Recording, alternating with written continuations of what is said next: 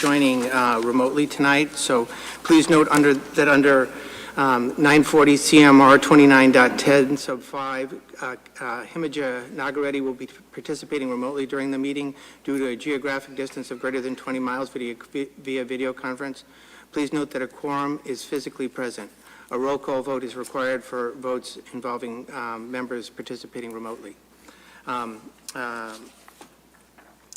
Himija also tells me that she may have her video off during the first part of the meeting. Okay, the first item, as almost always, is resident concerns. Please come to the podium, line up at the podium if you would like to speak. Hi, please go ahead. Good evening. Can you hear me? Yes. Of course you can hear me. This is Alyssa Nickel, and I'm from South Acton. I wanted to bring to the attention of, I'm not sure, the select board, the town manager, or perhaps Chief Burrows or DPW Director Corey York, that I am absolutely deliriously happy that there are now speed monitors on some of the speed limit signs around town. I noticed that they are moving. So there was one on Stowe Street in South Acton last week, and this week there's one on Piper Road. So if there's room in the budget for additional speed monitors, I know that there is evidence that they do reduce the speed of traffic. And I would also be in favor, because a lot of folks are talking about cars going past stopped buses and speeding through the school zones during the morning and afternoon when those school zones are flashing. So I would even be in favor of cameras that, if it's legal, that send moving violation tickets to drivers. If we can somehow, in the future, invest in our budget in helping to make our roads safer. Thanks. So just so you know, those little speed limit signs can be moved. They're battery powered. They can be moved from place to place to place. They're smaller than the trailers. But yes, as far as I know, automatic ticketing cameras are not legal in Massachusetts, but I could be wrong. Hi, please go ahead.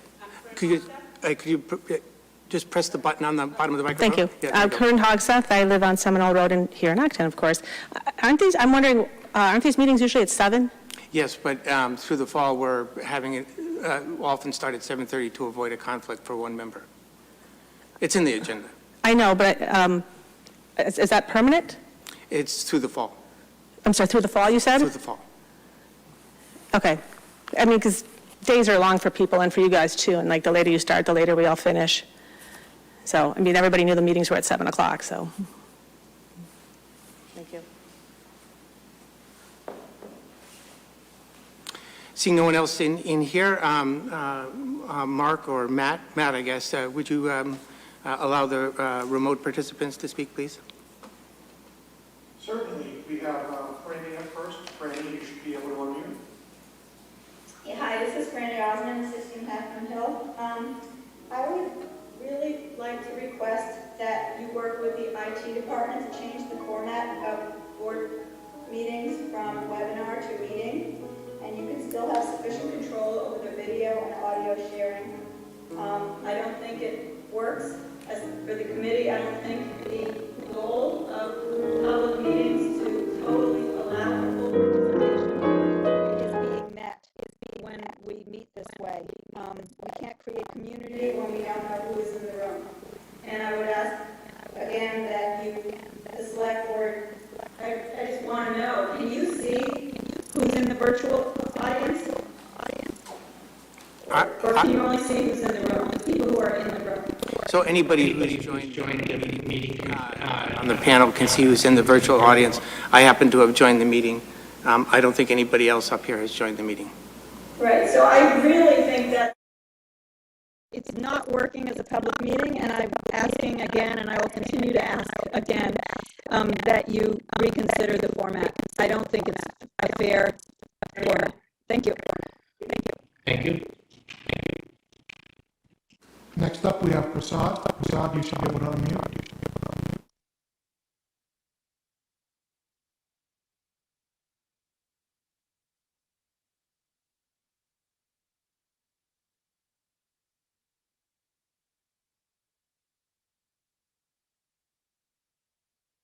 Besides, you have to unmute your Zoom Zoom window. window. It's in the It's in the lower lower left-hand corner of the window.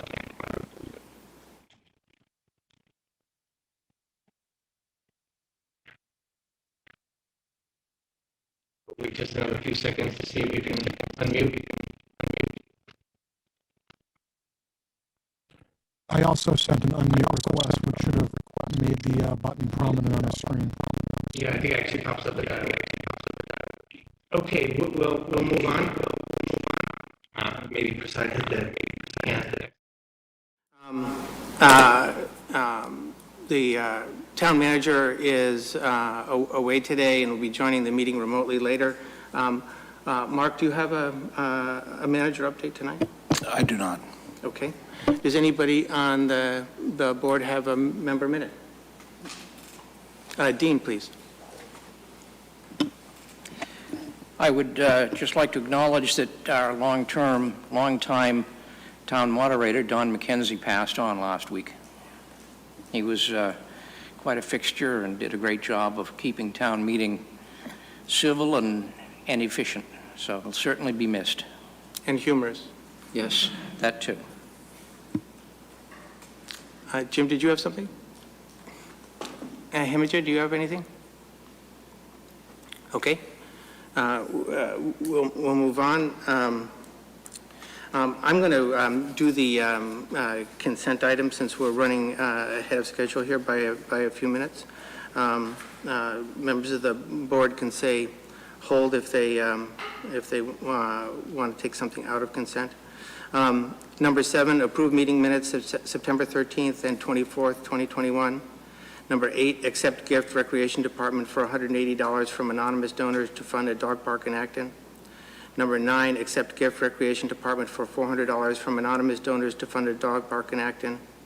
Number 10, accept gift Natural Resources for $800 from Anna Campbell as part of an Eagle Scout project to pay for plants and educational sign at Veterans Field. Number 11, approve request for the use of town seal, police vehicle logo, police patch, and street signs in film production. Number 12, committee appointment, Julianne Peters, full member, Conservation Commission, term to expire June 30th, 2024. Number 13, committee appointment, Bill Smith, associate member, Land Stewardship Committee, term to expire June 30th, 2022. Number 14, committee appointment, Thomas Wolf, associate member, Land Stewardship Committee, term to expire June 30th, 2022. Committee appointment, Melissa Wingfield, associate member, Commission on Disabilities, term to expire June 30th, 2024. Number 16, one-day alcoholic beverage license, Congregation Beth Elohim, 133 Prospect Street, October 17th, 2021. I will take a motion to approve consent items 7 through 16 inclusive. So moved. Is there a second? After you, Jim. I'll second. It's been made and seconded. Jim, would you please call the roll? Heminger Nagareti? Okay, I see a hand yes. Fran? Aye. David? Aye. Dean? Aye. And I also say aye. That's unanimous.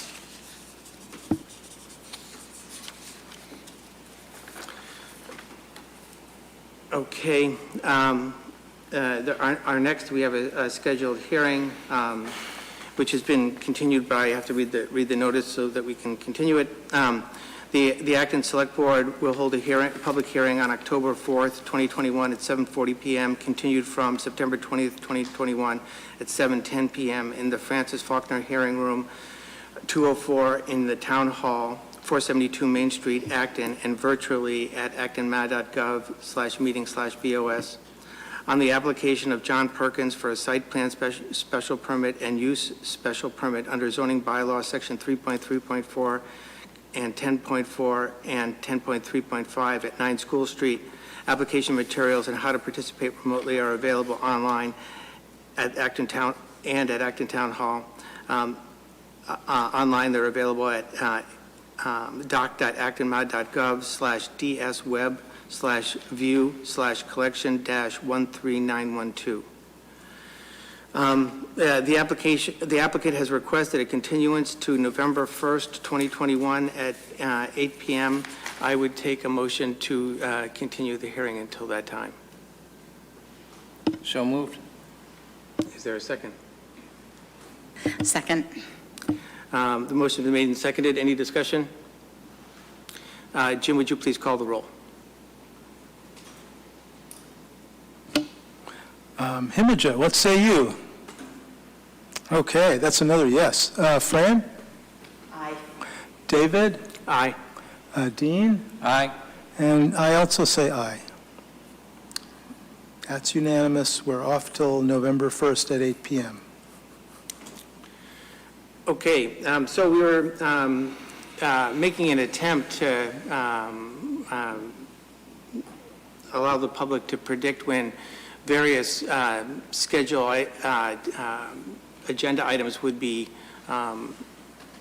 occur during the meeting. So we made an attempt to put times on the agenda items, but we were pessimistic. The one that was not on the agenda originally because it was added on an emergency basis late was the second half of 4. So I'm going to take that first. That's authorize the town manager to execute a regulatory agreement and other documents related to closing of on 446 Mass Ave, Tavernier Place Affordable Housing Project. So the materials for this were added to the packet. This closing on 446 Mass Ave includes the deed restriction on this. And this vote would be authorizing the town manager to go ahead and close on that. Is there any discussion from Jim, please? There's still one reference to ACHC in the written form of the document that should be changed to Town of Acton. It's just a small clerical thing that should be easy to fix. Do you happen to know what page that's on? I'll check. I think it's the first page.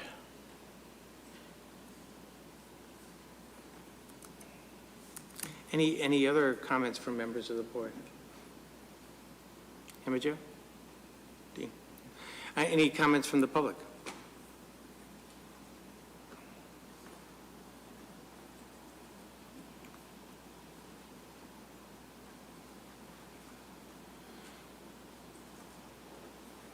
And so, I can make sure to send the exact page number and line number to Kristen and the town manager's office. That'll be fine. So I would take a motion to authorize the town manager to execute the regulatory agreement and other documents related to the closing of 446 Mass Ave, Tavernier Place, Affordable Housing Project. So moved. Is there a second? Okay, it's been made and seconded. Any further discussion? Jim, please call the roll. Himija? Okay, that's a thumbs up. Fran? Aye. David? Aye. Dean? Aye. Jim says yes. All okay.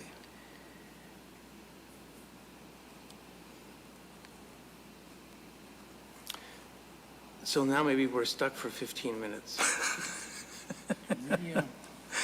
Should we take a second vote for the 26th? Yes, it's that one, though. We promised at 8 o'clock here on the schedule, and if some member of the public was planning on showing up at 8 o'clock, this is these times are not legally required because these aren't public hearings. We're just trying to be more informative to members of the public as to when we might hit different agenda items. But we were, like I said, overly pessimistic. Dean, please. If I could, I'd like to augment the my member minute and make a request that at some time in the future we have an agenda item to discuss memorial for in memory of Carol Spinney. That was one of our goals from last year. And one of the simple things we could do would be to, and this would be my recommendation, is designate the stretch of road that the town is about to acquire, goes between 27 and 111 by Roach Brothers as Carol Spinney Way. But if we could have a discussion of that at a later point, that would be great. Yes, that would be good. Is that, are there any, can that be done sooner, or is there like a time constraint for something to be prepared for that? I think just to have it on the agenda. Okay. Other than that, and I think this would help. I know they're getting ready to finish up the last of the bid documents for the Kelly's Corner project, so this would just update it, because I think they've been using the term community way. So sometime, maybe in 2 weeks. I don't think there's any really real financial implications of it. Jim? During an earlier era of my life, I actually got to participate in the naming of a street in Acton, and one thing I recall is that the fire department should be asked for their opinion to make sure that the name doesn't, isn't too close to some other name. So it would be good to make sure we ask the fire department.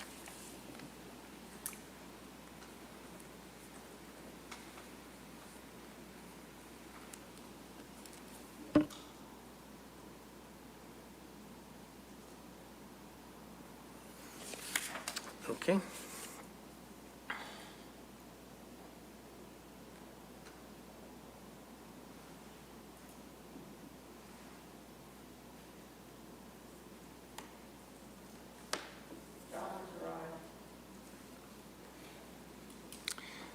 Hello, John. Our times were pessimistic. So we're waiting to do the 26 Carlisle Road. We've already done the consent items and the regulatory agreement for 446 Mass Ave. Oh, yeah, hi, sorry about the virtual participation here, and I guess if that public hearing hadn't been continued, I think we would have been right on schedule. Yes. Yes. It's a learning experience. Next time we try to be optimistic, but Time, so that we don't have any pauses. Would you consider giving me a shot at operations updates while I'm here? Oh, yes, please go ahead. That's excellent. Thank you. So I just wanted to mention that the fire station project is moving forward. It was scheduled to be finished before the snow flies, and we're not that far from that. It will be completed this winter. The time capsule is something that I wanted to remind the board about. I believe that the request was that each of you, if you're interested, consider writing a letter personally to the future select board members 50 years from now. It's optional, of course, but that's something that you could do if you're interested, and we'll put that in the time capsule with some other things that we're working on. Okay.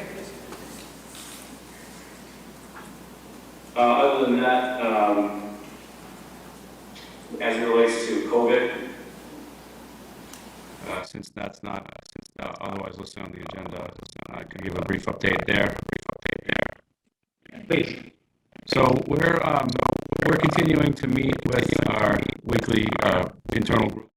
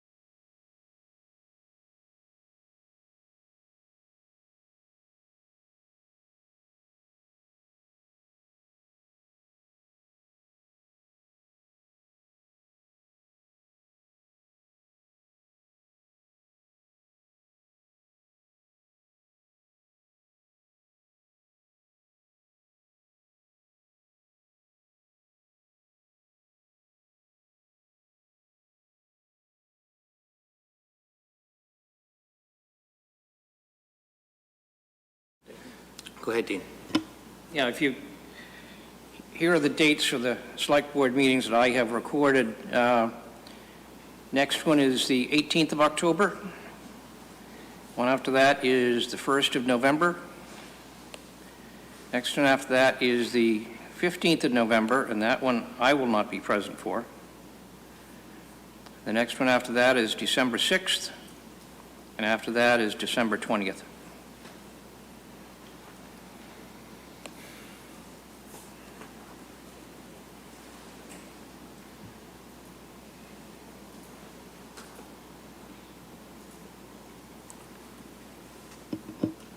I will start just a couple minutes early on Carlisle Road, but I'm still going to wait a couple more minutes. I can, Kristen we needed to wait for Kristen, but I can get us started on that if that's helpful. Yes, well, please go ahead. Oh, she's here. Actually, she's here. Can someone promote Kristen Guichard, please?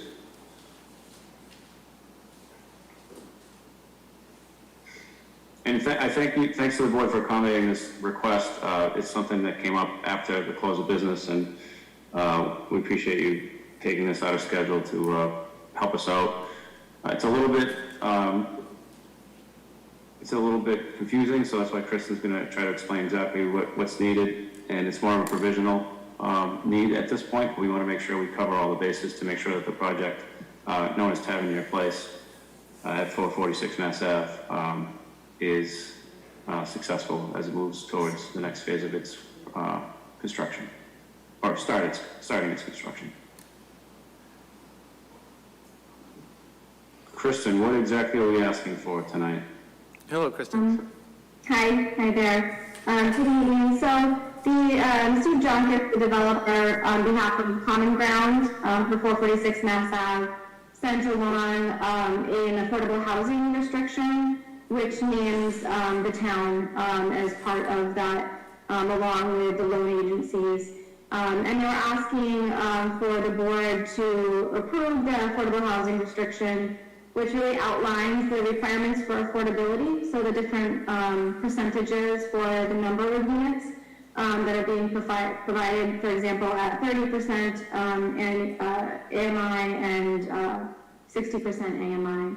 So this is really a deed rider for the 40B project. The board doesn't need to sign the document, but they're just really looking for your approval and review. So there is some indication too that we received maybe about 2 hours ago that the town may not need to be listed on this document, but in the chance that you do need to be listed, we're still hoping that the board can kind of take a look at it and review. I did have our Regional Housing Services Office review it as well. So both her and I have looked at the document, and we confirm that it matches up with the requirements of the decision that the town has issued. And that's about it. Thank you. Any questions? Jim?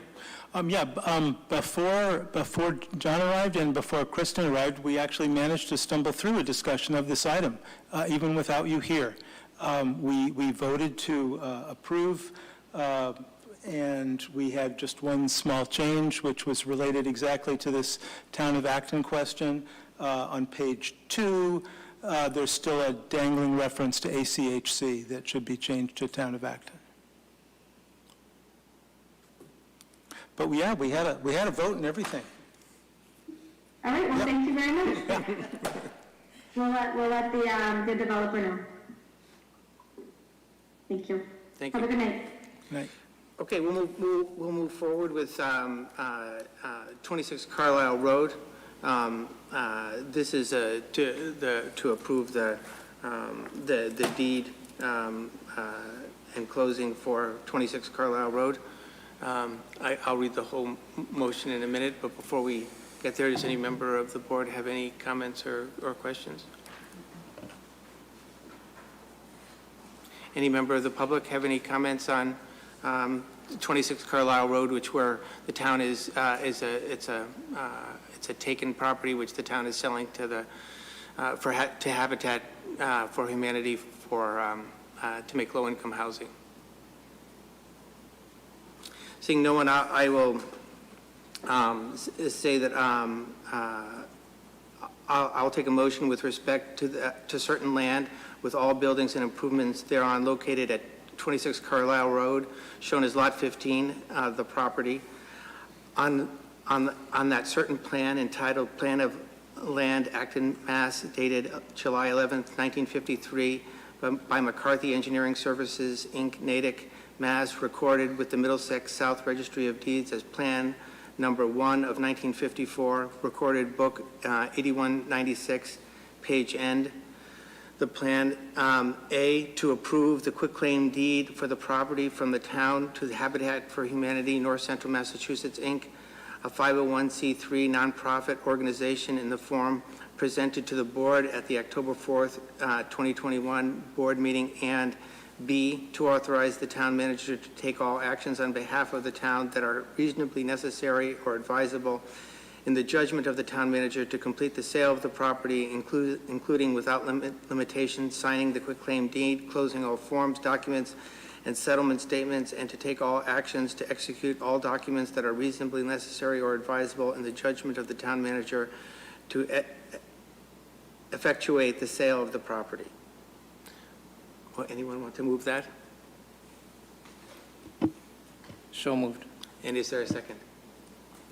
Second. Any final discussion? Jim, please call the roll. Okay, with respect to that motion, Himija, how do you vote? Okay, that's a yes. Fran? Can I just add, I'm so excited for this project. Yes, aye. David? Aye. Dean? Aye. Jim? I also say aye.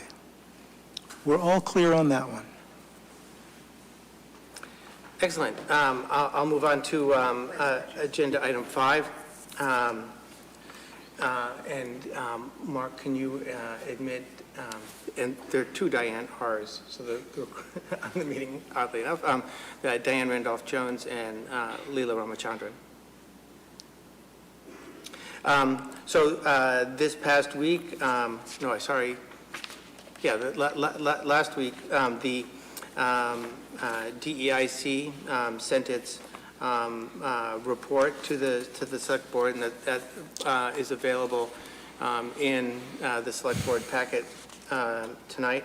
To present the recommendations of the DEIC, our 2 DEIC members, Vice Chair Diane Randolph-Jones and Leela Ramachandran. Please, welcome, and you could share your screen or whatever you'd like to do to present.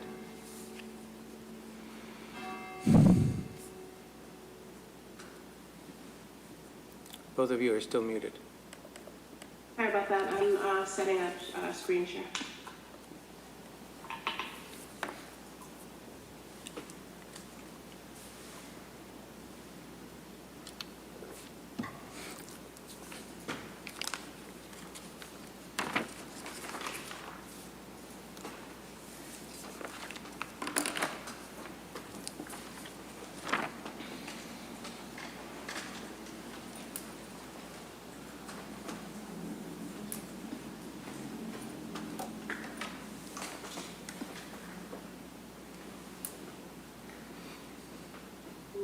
Of course, it's not working right this time.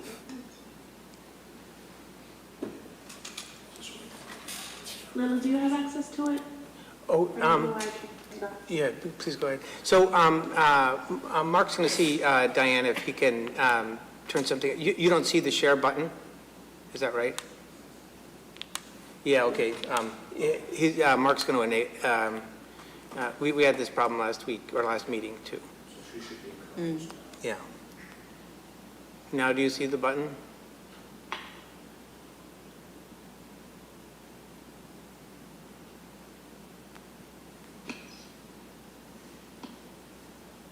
No, it's usually pretty prominently right At the bottom, it's usually green, yeah. Yep, let's see that. There it is.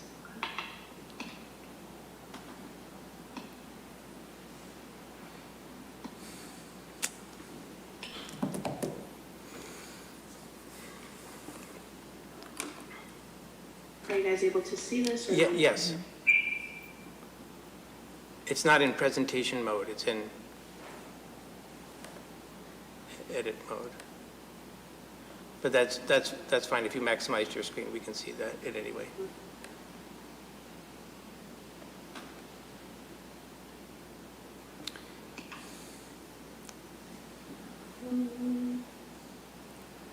Sorry, I'm having a brain bubble right now. I think it's under home, but I'm not absolutely positive.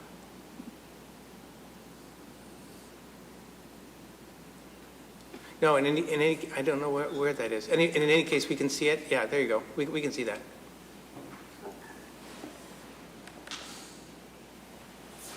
All right.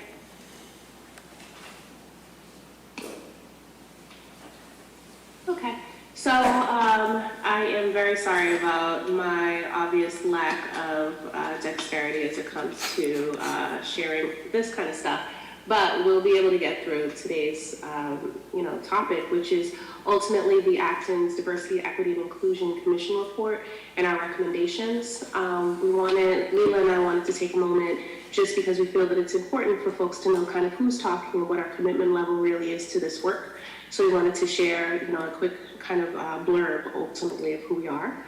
I'm Diane Randolph-Jones. I've been the vice chair of the Acton DEIC, and I've been very happy to be part of this particular process in our first year. My background is such that I've worked in diversity, equity, inclusion, and belonging from a variety of angles, but primarily from a government or both state, local, and to some degree federal. That's been my degree of experience over the past 18 years. And again, I am happy to have been a part of this, and I think that there's been a lot of lessons learned. We'll be happy to share more as we move through this presentation. Hi everyone, my name is Leila. I'm a public health student, and I am pursuing a certificate in civic engagement and public service. So we can get into this. So just kind of as an overview, we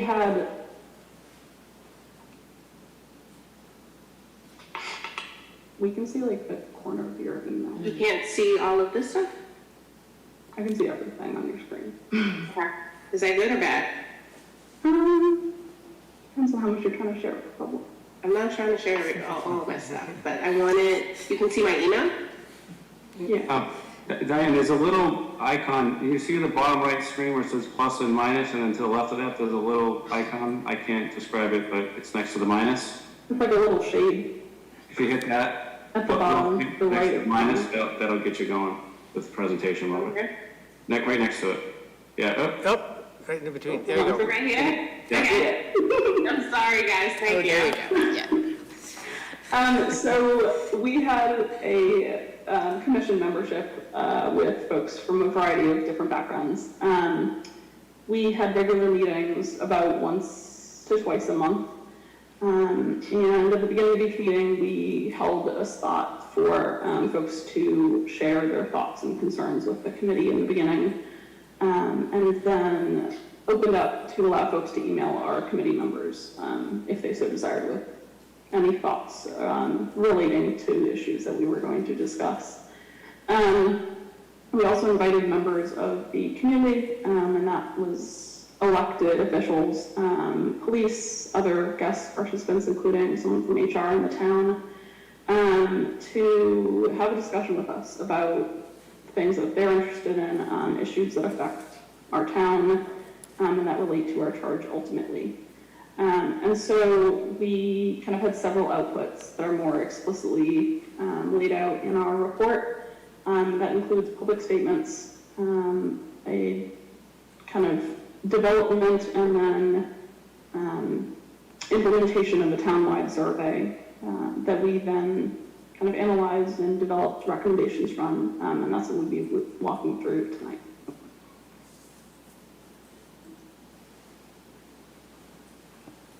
Of course, it's frozen.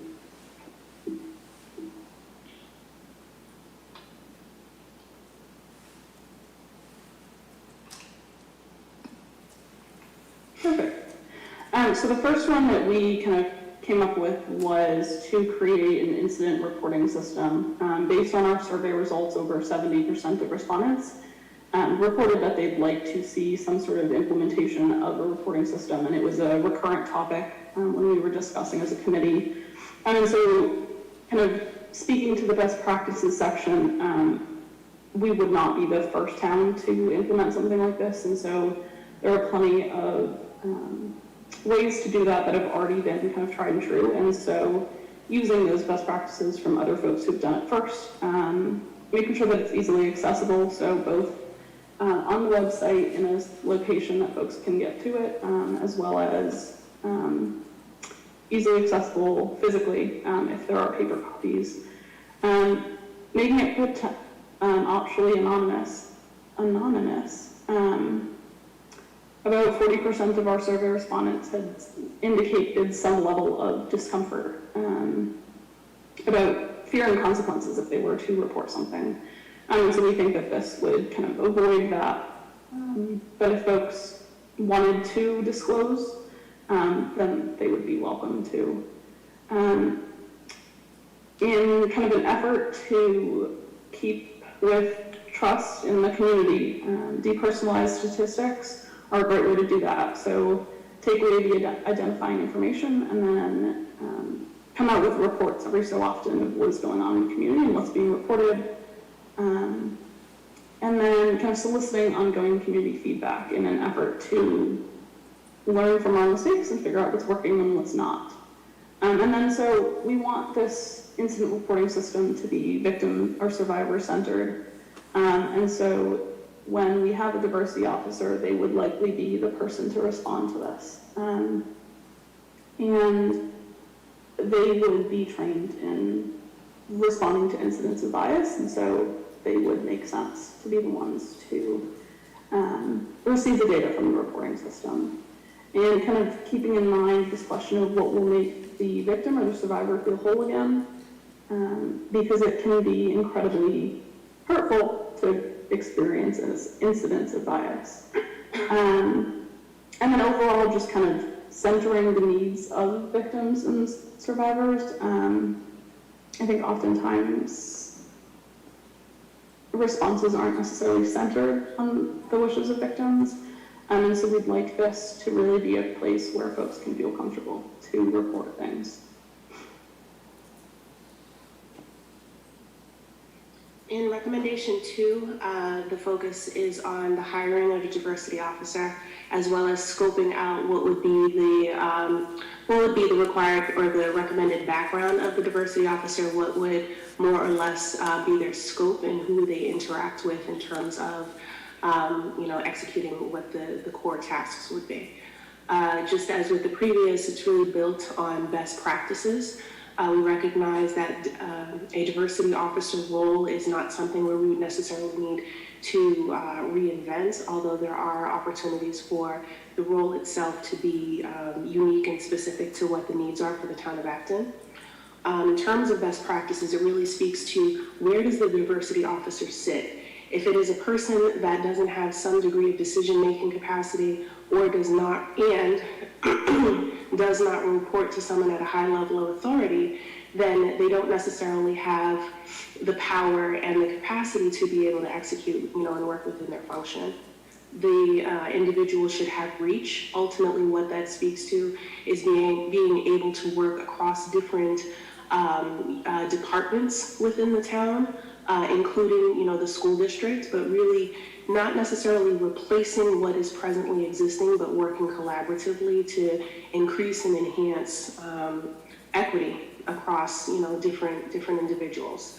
They would need to demonstrate a tangible experience or demonstrate tangible experience within the fields of diversity, equity, and inclusion. We recognize that this requires someone who will be able to communicate internally, be able to maintain a high degree of confidentiality, be able to work closely with victims or survivors who have been personally impacted or may have kind of a macro level experiences that, are overlapping. Ultimately, We have our own unique experiences. They can be maybe specific to traumas that are unique to our own culture or our religious background or ethnic background. But it's important that when we are experiencing that one-to-one trauma, when we may be experiencing acts of bias, that we have someone, or that this individual would be someone, that folks would feel the required degree of kind of trust and anonymity and advocacy and being able to interact with them. Ultimately, in terms of outputs or outcomes, what we would anticipate or recommend that this particular role would do is that they would orchestrate the response to incidents that have been reported through the reporting system. That does not necessarily mean that it would be soup to nuts, that they would take on all things, because this is a rather large role as is, but that they would be able to, again, interact and collaborate with the folks, groups, et cetera, that are needed in order to be able to move from receiving a complaint or an incident all the way to, again, interacting with the individual or the community to see how they would like to be made whole. Another important recommendation that we have as it relates to this is supplier diversity.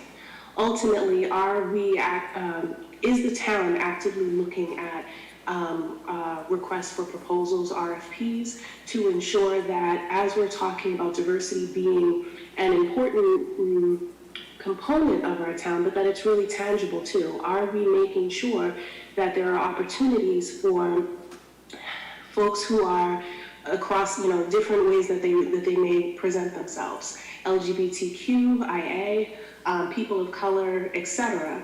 Are they given the opportunities to be able to apply, compete, and be awarded contracts effectively? And we'd also want the diversity officer to be a part of a town-wide diversity plans where there are actual tangible outcome measures. So we understand right now from a perspective of what are some of the problems that are present in our town, but we also want to make sure that we are, as we capture that information, we're also looking at what are the ways in which we are tangibly growing as a town that is aware and reactive and reflexive to needs as it relates to diversity, equity, inclusion, and belonging.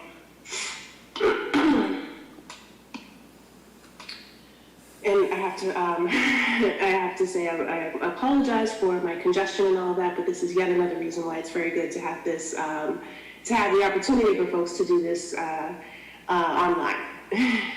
So recommendation 3 is to make the Diversity, Equity, and Inclusion Commission a permanent commission. Ultimately, what we see is that this was our initial year. This was an opportunity to kind of learn processes, develop protocol, develop steps, but we recognize that in year 1, there are going to be areas where, again, there are lessons learned, hopefully, but there are also going to be missteps. So what we would like to see is that, 1, that this advances, but 2, that we really have an opportunity to create an environment where this will create lasting change, right? So in terms of scope, we do recommend, in order for the DEIC to be one that is manageable in terms of the sheer number of folks and the number of people who may have some degree of decision-making capacity within the DEIC, we recommend 9 full members and 4 associate members. We recommend that we maintain diversity goals to support representation. Ultimately, what that means is that we look internal to our Diversity, Equity, and Inclusion Commission. We look to see that there is true representation across race, ethnicity, religious belief, a number of protected class characteristics that really help to ensure that voices that need to be at the table are really truly present.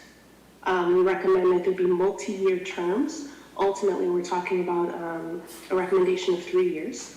We recognize that, again, in our first year, there were a number of things that, as Lila was able to share, that we accomplished. But we recognize that, short-term, intermediate-term, and longer-term goals really do take some time to be able to effectively, see through to their end. We also recommend that there's collaboration working with the diversity officer. There are a number of things, again, in the previous slide we talked about a recommendation in terms of what the diversity officer would do within their scope. but we truly also recognize that this person cannot exist on their own in an island, but that they really would need supports, and we recommend that be through the DEIC as well. And finally, that a select board member be on the board, but need not be the chair.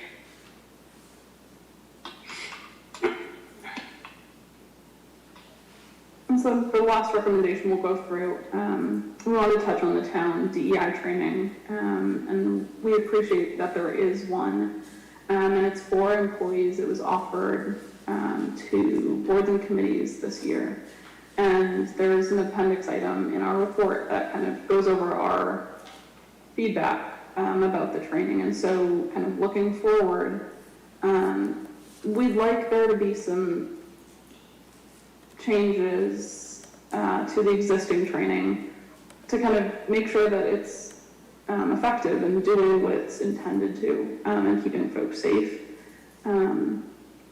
We think that there should also be a bystander training aspect to it, because that's important as we're going through our work, and increase knowledge and awareness of kind of core diversity, equity, inclusion principles, as well as reviewing the plans for the training with the future diversity officer and or the DEI commission. Kind of thinking about these trainings from our town's perspective, as well as folks who have experience and knowledge in these fields. And then continue offering the training to boards and committees and staff, and then eventually kind of move into a space where it's mandatory for staff, boards, and committees. And that would involve collaboration with the diversity officer to figure out how that would best work. But we think that while it's great that staff are mandated, boards and committees are making decisions about the town that are important, and so that should be made by folks who have some kind of awareness and understanding of diversity, equity, inclusion as they're going through their board and committee duties.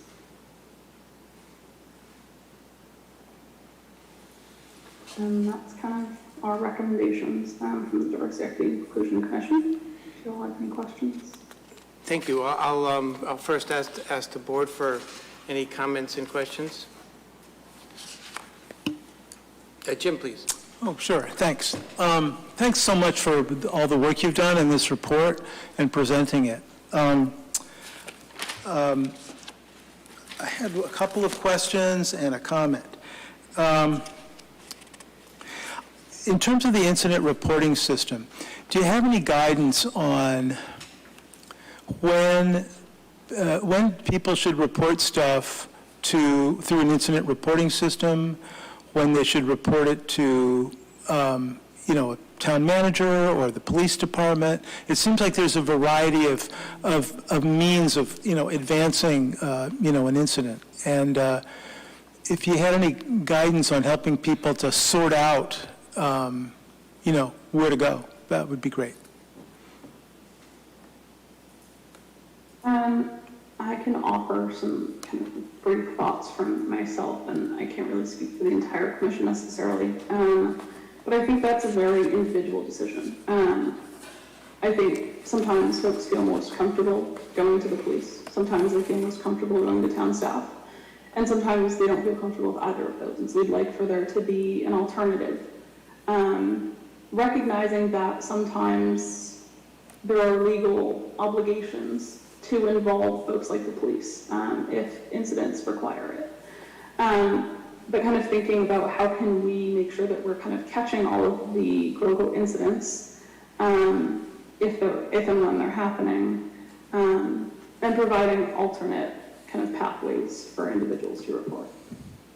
And if I can actually add to that, and I'm absolutely in agreement, if we look at a number of incident systems, reporting systems that exist on college campuses that have a large kind of urban sprawl or citywide kind of reach, there are instances where a person will feel most comfortable reporting something directly to, for example, an RA.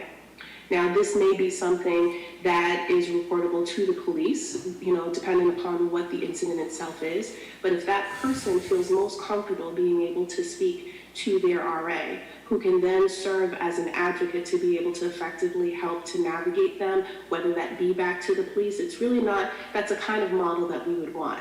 Because what we can think about is this is essentially as a safety net. There are those moments where there is distrust, whether it is towards the police, whether it is towards someone, within your unique kind of, whether it's in your I think that sometimes people will report stuff to like their building manager if they live in an apartment. Like there's a number of places you can go, or people won't go because they have that degree of separation or anticipation that this particular group or structure isn't working on my behalf. But if a person feels comfortable knowing that there's an advocate and ally, someone who can assist, and that advocate and ally actually and also works collaboratively with other units or departments within the town, then it can serve the needs of a wider scale of our residents and be able to get folks the things that they actually need instead of there being an anticipated kind of turf war. You should have come to me first. The reality is that the resident need would then be met, and that's what's and probably even more important, the victim's need would be met. Thank you. Here's the next question.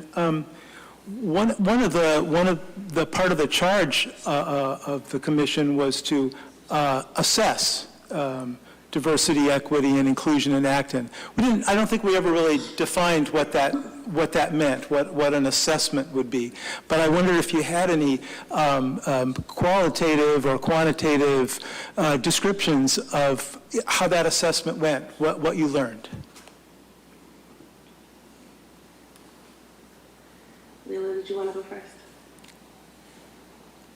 I'll let you go first. Okay.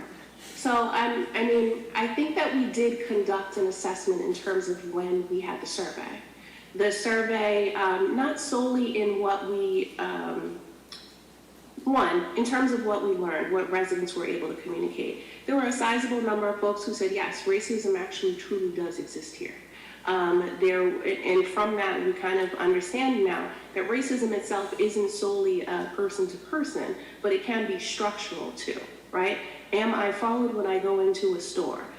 Do I feel comfortable reporting to X person, Y person, or Z person some of the events that are happening to me? How am I being kind of anticipated by the folks around me? And I think that while that may feel very base to some, the reality is that there are a number of folks within the town who have been saying this for a long period of time, but needed that in print for it to be acceptable and believable to others.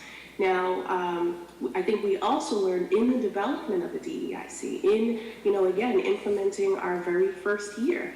I think that we learned about structures. I think that we learned, for better or for worse, what is the true willingness of the town to be able to bend in this new way, to have this group be able to inform us about us. That's hard. That's really hard. There were some, areas of growth and difficulty internal, because I think people did come to the DEIC with different ideas of what is diversity to them versus what do people want out of the DEIC. That's more qualitative, that's more personal. I will have to kind of background this, but especially that part by saying that was my experience and my interpretation of what has occurred. And I think that there were additional opportunities for us to build trust, but it takes a lot more than a year. And that there was enormous value for kind of folks, for folks telling us where we got it wrong, because that's important too. And a diversity, equity, and inclusion commission, in order for it to be of value, not just to say you did a good job, but to be of value and to support the folks that need it most, we need to hear where we got it wrong too. Yeah, I think the only thing that I would add to what Diane said is that I think one of the options or kind of ways that we were hoping to assess was to get feedback from the community, and I think that was quite underutilized by the community, but I think that the burden is on us, because I think that there was a lack of trust building preemptively, which, as Diane said, takes kind of more than a year. And so hopefully we'd be able to kind of address that moving forward. But there weren't a whole lot of people that wanted to share their experiences coming to our meetings or emailing us individually. And so I think that's another area of improvement kind of going forward, but hoping that we can do a better job. Thanks. I don't think I have any more questions. I have one comment, I guess, for the board. Of the 4 recommendations, each of which could have a really good, interesting discussion, the one that seems the most urgent is doing something about the lifetime of the DEIC. I mean, I agree that they have plenty more of interesting stuff they could do. And right now, the way their charter is working, the commission sunsets at our next meeting after this. So I'm hoping maybe, one of you has a motion prepared or something that would at least let this commission not disappear in a month, so we can take take some time to figure out, how to deal with all these really cool recommendations. Thank you. Dee, did you have, please? Yeah, I've got a couple of questions and comments, and I think the first one that I would take up is sort of building on what Jim has said. What's going to happen with the report and what's going to happen with the DEIC.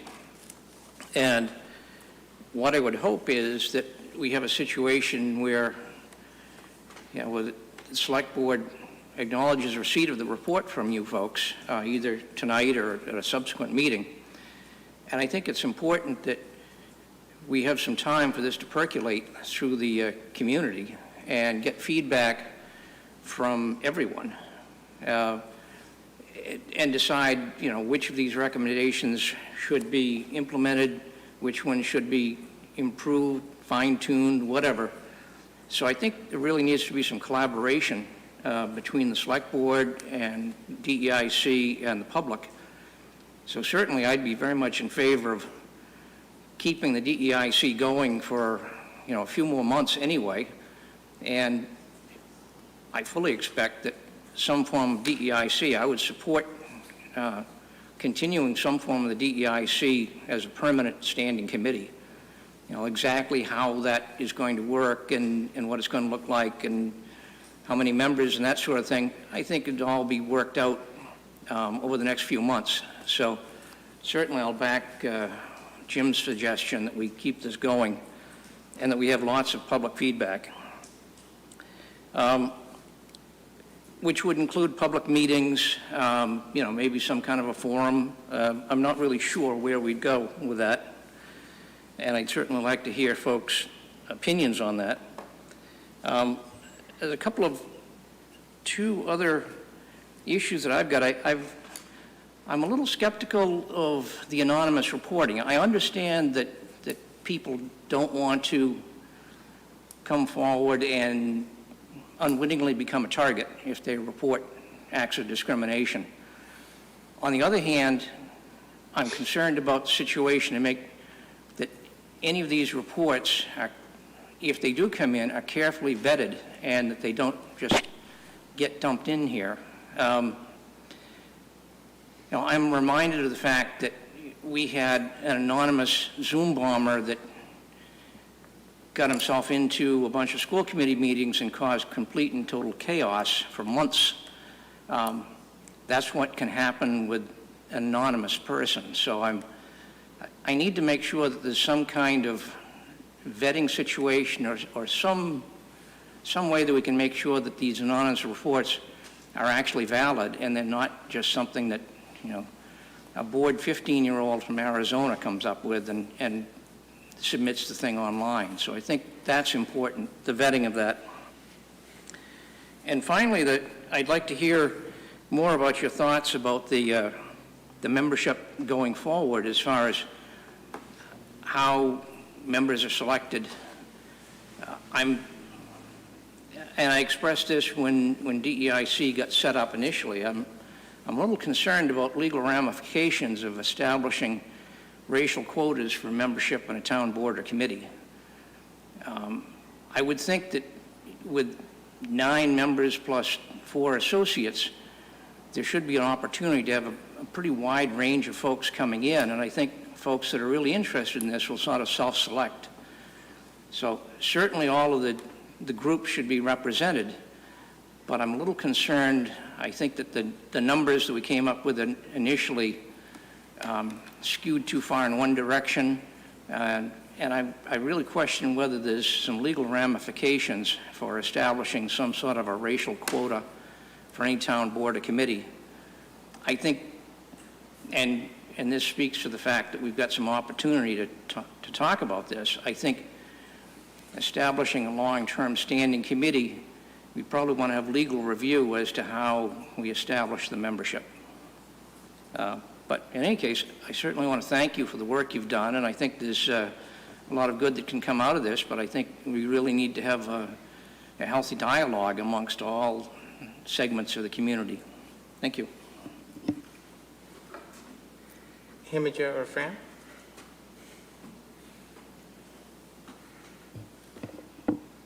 I just wanted to thank the DEIC for all of their work. I attended quite a few of their meetings in the beginning when they were first getting started, and it was not only emotional, but they had a lot of work ahead of them, and you've come so far in such a short amount of time. I can't believe it, and I value all the work that you put into this, and I am fully support of it. I especially like the idea of a reporting system, and I also am hoping that I see that as a town position, not necessarily. I don't know how that would work, or if you have given it any thought. And I want to see the DEIC become a town committee. And I don't think their work will ever stop. Thanks. Thank you. Himija? Thank you. So first of all, to explain why I've been running back and forth, we have student government meetings today, which is why I've been trying to multitask, but David's been really kind of like accommodating that, and hopefully that ends very soon. We're just wrapping up our final positions. But just wanted to say thank you for the presentation. The DEIC is a committee that we've been following throughout the year. They've done some great work. If there's anything I'd want to add to the conversation, it's the importance of our support as a select board and our support as a town.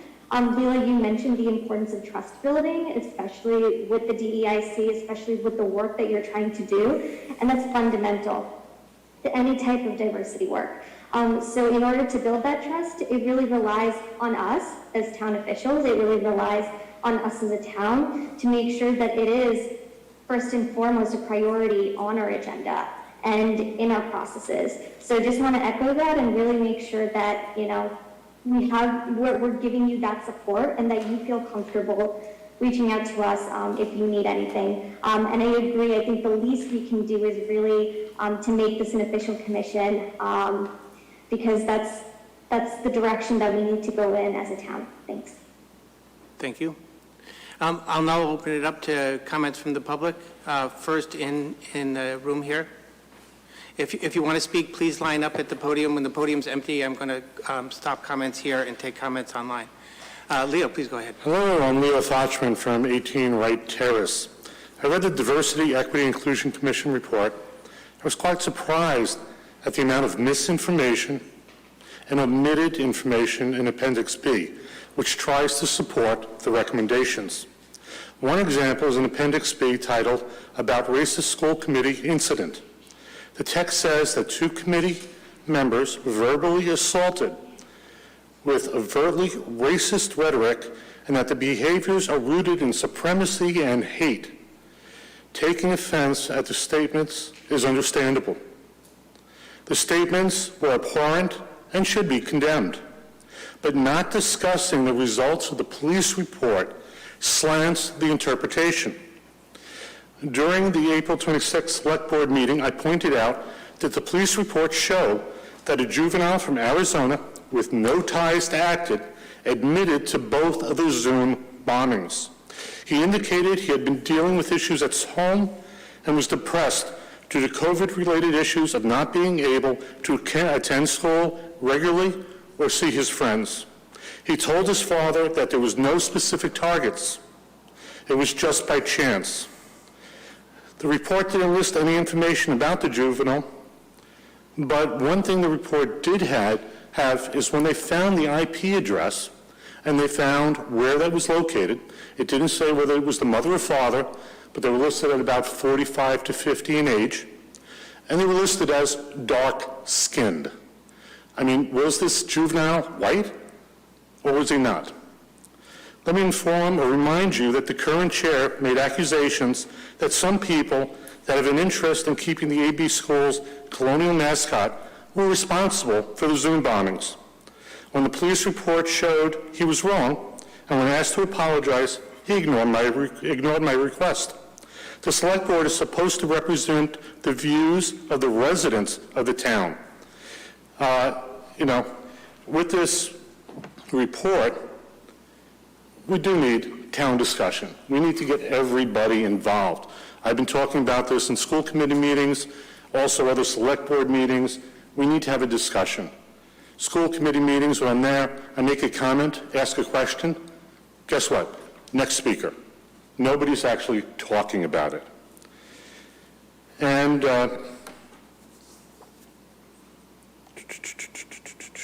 I just strongly recommend from the DEIC report on page 14, leadership should not engage in silencing or erasure. Last meeting, or a recent meeting, our chairman here, after another select board member made a comment, he right away used his leadership position to basically say, no, you're wrong, without giving more opportunity for even people to speak about it. So, thank you.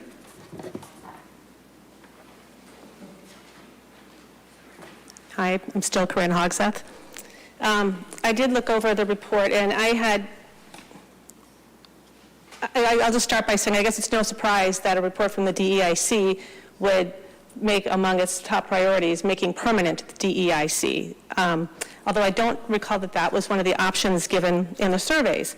I'll also note that it says about 40% of the survey respondents supported adding a town diversity officer, but that's one of your top priorities. The making permanent the DEIC, I can see not having it end right now or next month, which I didn't realize it was sunsetting that soon, but I don't think you should go immediately to permanent because you don't know where it's going. Like even hiring a diversity officer, I think this is a really vaguely defined position. It could usurp the authority of every department head in the town.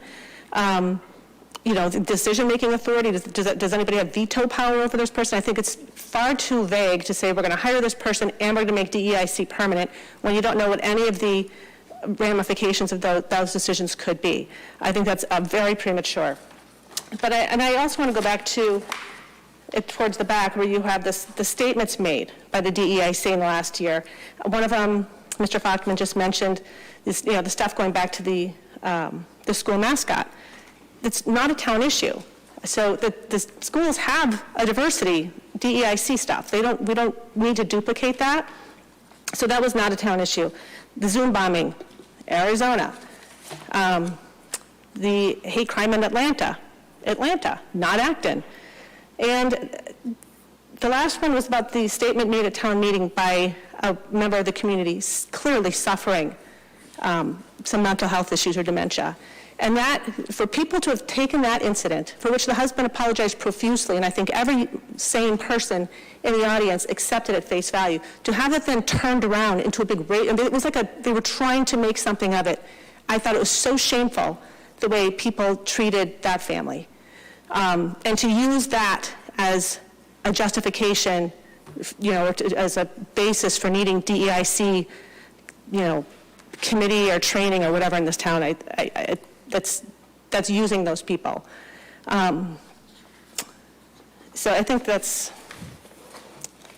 that's basically, I think, all I have to say. I said I'd also wouldn't want to see any of this stuff overlap again with the schools. I think the incident reporting system is a good idea because you can then gather data upon which to inform decisions. And right now, there's none of that. We don't have any data, and I feel like there's being decisions made without data. So, thank you. Charlie, feel free to sit down if you'd like. Is there a microphone there?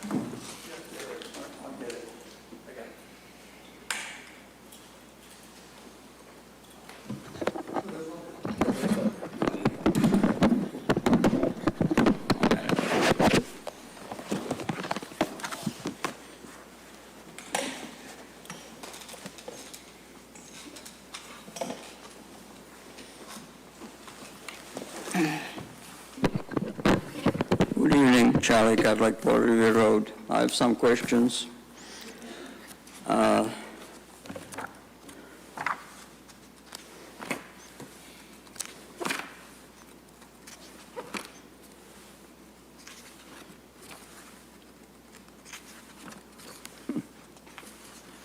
Sorry for being disorganized. Too many pages. Okay, here we go.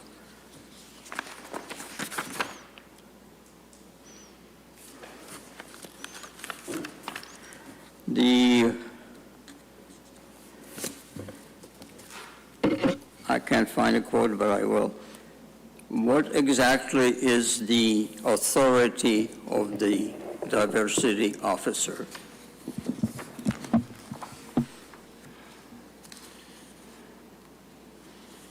You want me to answer that question now? Anybody who wants to. So the town meeting voted for a study to determine how the diversity officer would be integrated into the town staff. Okay. So it's going to follow whatever that study recommends? Is that what? Well, that study is a recommendation to the board. Okay. Here we go. It says decision-making capacity under diversity officer. I guess that's related to my question. What do those words mean? Decision-making capacity? So I could have some response there, but maybe Diane, would you like to respond? So by and large, a diversity officer role is not one that is created that operates within a vacuum. So they're not a person that is, oh, you are the diversity officer, will come and ask you questions about how to host an annual event and it be a topical approach to diversity, but they be a member, if they were within an organization, they would be a member of executive leadership. So they would recognize that fundamentally diversity, which is essentially the approach to people with protected class characteristics, that can include folks who are over the age of 40. It can include, and does include, people of color. It can include people who have disabilities, people who are from a veteran, have a veteran status. But it really recognized that there are some unique needs to particular populations, and to make sure that they have weigh-in and buy-in from the very beginning of a process versus waiting until the absolute end. So an example of decision-making authority in one regard could be when you are developing a survey, that the survey not only be released in English, that the survey not only be released using tech, but that there are multiple ways to ensure that you have access to a variety of populations that can weigh in. And that would speak to the public-facing component of a diversity officer. Again, this is one task of many of a large role, but again, it's ensuring that the diversity officer is where they need to be and not a tokenized role somewhere down the line that doesn't have any weigh-in on important processes that affect a large-scale enterprise or agency or town. So that's what it really means by decision-making authority. It does not mean autonomous decision-making authority, that a diversity officer can then come in and say, and condemn one person and fire another person, but that they are, again, a part of the conversation wherever, however, the agency, town, department might be oriented to ensure that they are there and providing some degree of resources, of support, of weigh-in of critical issues to, again, populations or individuals who are members of protected class categories. Well, I guess we wait until the study specifies exactly what the job is, right? That's the plan. I found it interesting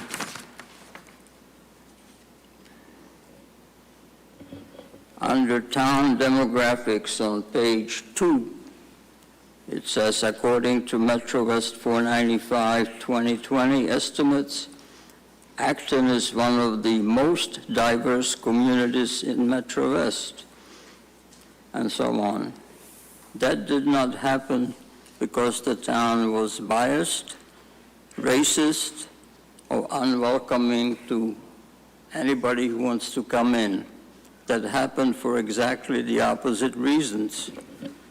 And in some ways, if the town is the most diverse community in Massachusetts, in Metro West, why do we need to change anything?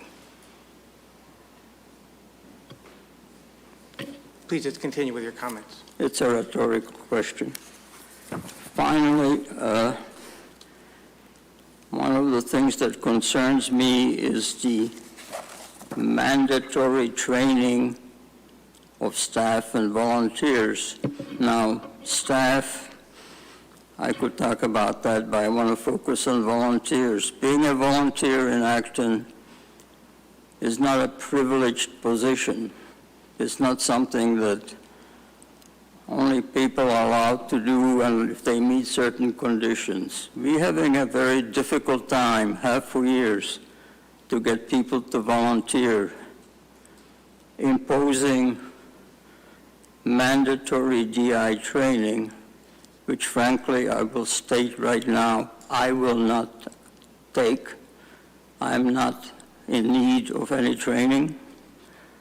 And I think a lot of people will simply stop being volunteers if this is accepted by the select board.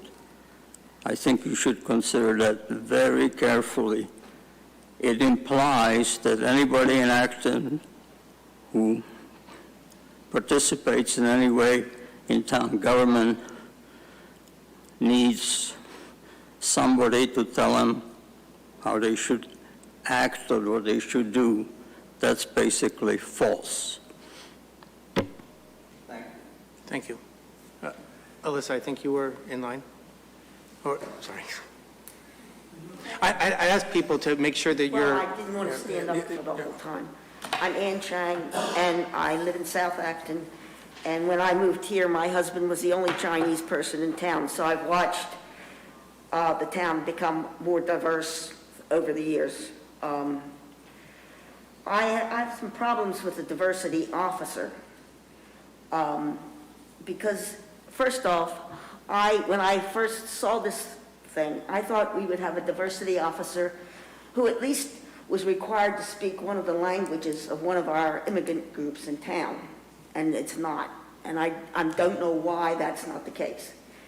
I mean, his or her major thing is that they have to have tangible experience in the field of diversity, equity, and inclusion for 7 years. I don't know what that means. What does it mean? Are you asking me? Yes, I'm asking. I'll also allow Diane to comment, but I know at my place of work, actually multiple companies I've worked at, there are diversity officers, and they have particular background in training.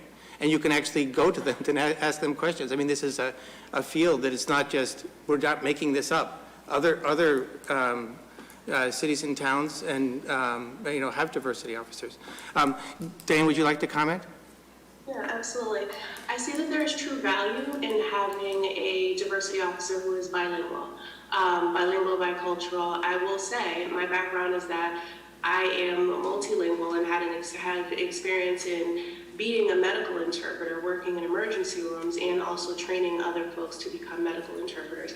And I have in my background of having been and am presently a diversity officer.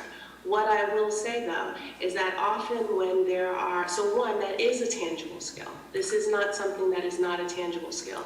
Being an interpreter, bilingual, bicultural, most certainly is something that can, I would recommend, would be a wonderful part of being a diversity officer or being eligible to be one.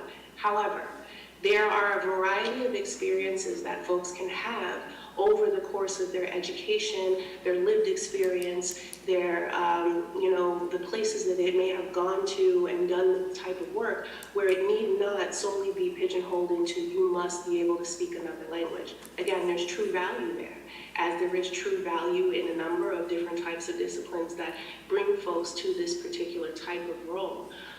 Saying that the experience should be tangible means, can you demonstrate that you have really highlighted and focused in some way on this type of work over a period of time, and not that it's brand new, and not that it's something that you're just now learning about, but is it something that you can truly communicate and be able to connect communities of difference in a positive way, to be able to make sure folks feel safe and heard and accounted for.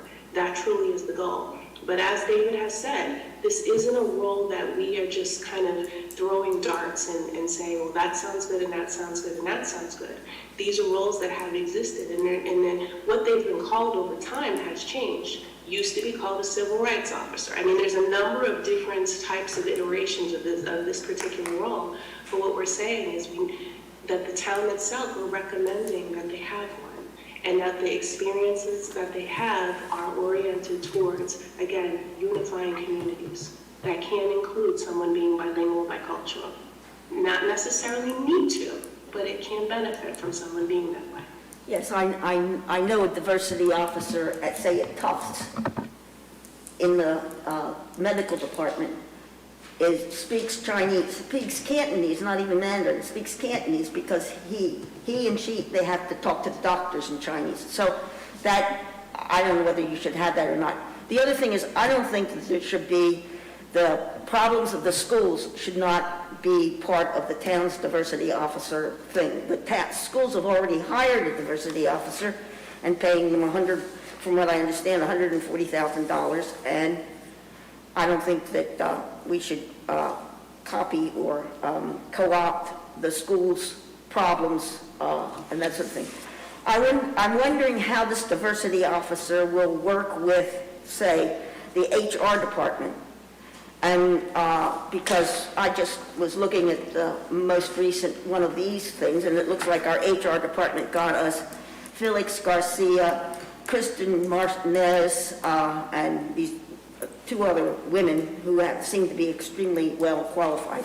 And I was wondering why you need somebody, I mean, is that what he's supposed to do, or she's supposed to do? Make sure that the town staff is diverse, or, I mean, isn't it being done already? Doesn't our HR department have EOE training? I mean, can't our HR department take over the diversity department as well? I mean, do we have to have another level of administration, David? So I think a diversity officer is largely outwardly focused, not just hiring, and I don't expect them to replace people in HR or that they may know ways of recruiting that would help us have more diverse staff, things like that. But I would not expect them to preempt the HR department. But there are many outwardly focused issues. There's more things for a diversity officer to do than can be done by a single person currently. The thing about supplier diversity, what does that mean? So we're required in some cases by state law to have suppliers be a certain percentage of minority-owned business or women-owned business. And that's often not tracked well by municipalities But it's a requirement, in some cases, it's a requirement of state law. In other cases, it's just good practice. And there's no issue in the state of us hiring outside contractors more than what might be necessary, right? There was just on the news recently, out of Boston, they are significantly behind their goals in hiring minority business. It's not an issue of, oh, we're doing it too much. No, I'll go back to my hobby horse. We have a very good jobber for the library for books. I don't know whether they're a diverse company or not. I know that we get our books cheaper going through this particular jobber. I don't want that upset by some diversity officer saying, oh, you can't go through this jobber because I have a jobber that's, has, is diverse or something like that, and makes our costs rise. So, I mean, how do we, well, maybe the library isn't part of you guys. So I'm not a complete expert in these areas. And the areas that are required in state law often relate to construction projects and things. But it's by percentage. It's not saying that all your suppliers have to be minority-owned companies or something like that. But it's by percentage. Well, I agree with Dean and Jim that we have to take this report beyond the Board of Selectmen in this very small meeting of very few people and make it have public forum of some sort where you don't have anything else to do besides talk about this report and have the words in some of these things defined more carefully and have a job description of your diversity officer have words with meaning rather than what I call sort of platitudes, if that's possible. So, thank you. Yeah.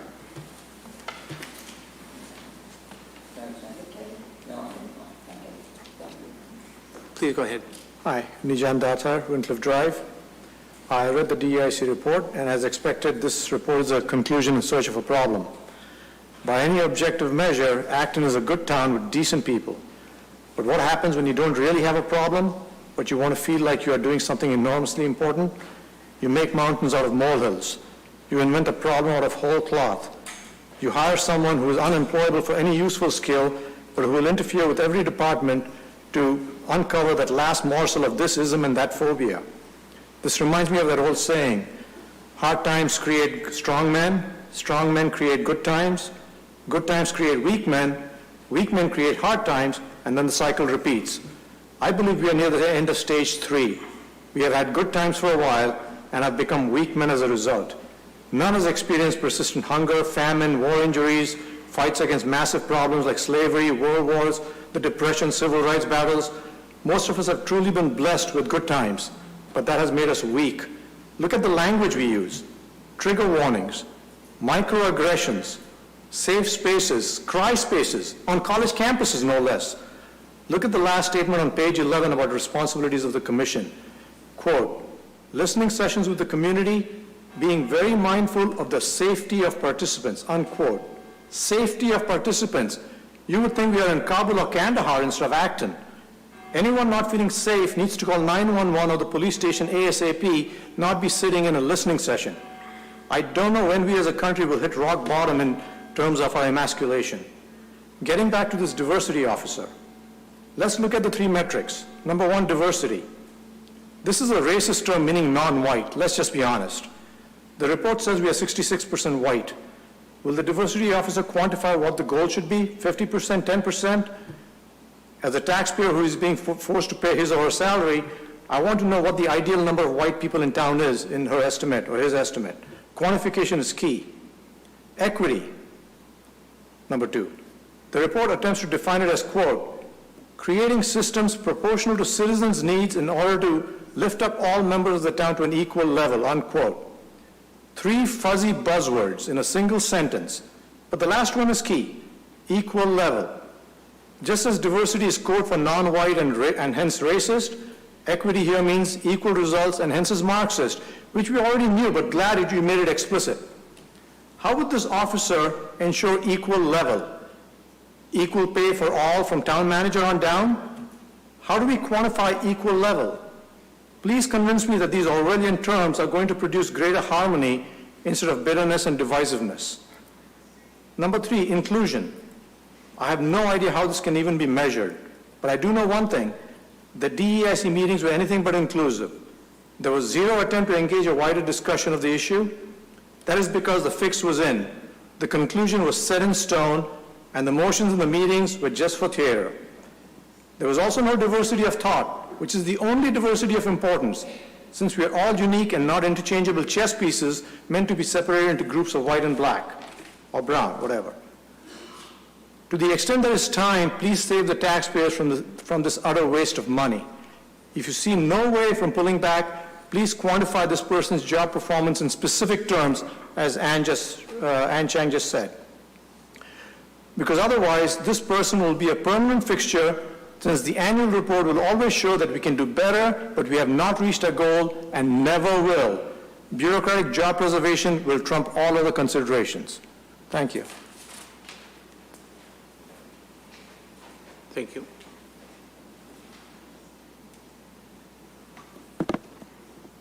Good evening. This is Alyssa Nickel from South Acton. First of all, I'd like to thank Diane and Leela for their presentation, and also the entire DEIC commission members, both present and past. I know this was a lot of work. I was very impressed with the report. It was very thorough, and I very much appreciated the data-based foundation of the recommendations. I just want to add that we each bring diverse insight, talent, and skills to the table, made possible by our unique lived experience, informed by our age, culture, ability, ethnicity, race, religion, and gender. There is unifying power in acknowledgement and celebration of our diversity. Diverse individuals bring diverse perspectives, enriching dialogues, disrupting the status quo, fueling innovation, enhancing creative problem solving, and uniting communities in their work to better the community for everyone. DEI is not divisive, it is unifying. We are all enriched and lifted when we embrace DEI. Some examples of recent DEI initiatives that have been supported in this town without controversy or opposition are the raising of India's flag at Town Hall on India's Independence Day, the construction of a universally accessible playground at Jones Field, inclusion of students at town board and committee meetings, installing sleeves on the trees of the Acton Memorial Library lawn in support of the LGBTQ community. These initiatives engender feelings of welcome and belonging among Acton's residents. Even with laws forbidding outright discrimination, biases persist, largely implicit without conscious awareness. Efforts to improve DEI have proven to have a direct positive impact on the bottom line for businesses and other organizations. These efforts lead to greater job satisfaction, higher levels of trust, and better performance. We should expect similar performance results from DEI efforts in government. Our town employees are more likely to better understand and serve residents and visitors with a strong commitment to DEI. There is economic benefit to DEI work. It has been suggested that there is a dangerous ulterior motive to DEI efforts that will bring harm to our community and our country. Nothing could be further from the truth. DEI has the goal to create empathy and understanding. It has no agenda other than lifting everyone up by making room for historically excluded and marginalized people in communities, organizations, workplaces, and spaces where decision-making occurs. The process of prioritizing voices which have been marginalized for decades and even centuries can be uncomfortable for folks who are otherwise accustomed to holding power in a room, but positive change is possible when communities move through discomfort together. A truly healthy community is a community where DEI is a priority. A rising tide lifts all boats. Thank you. Matt, could you call on the people online, please?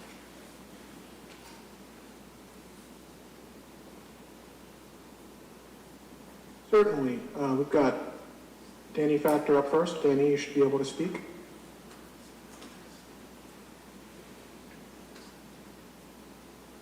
Actually, it looks like Danny is using an older version of Zoom, and I cannot grant him speaking privileges without bringing him in as a panelist. Would you like me to do that? Yeah, you can bring him in as a panelist temporarily.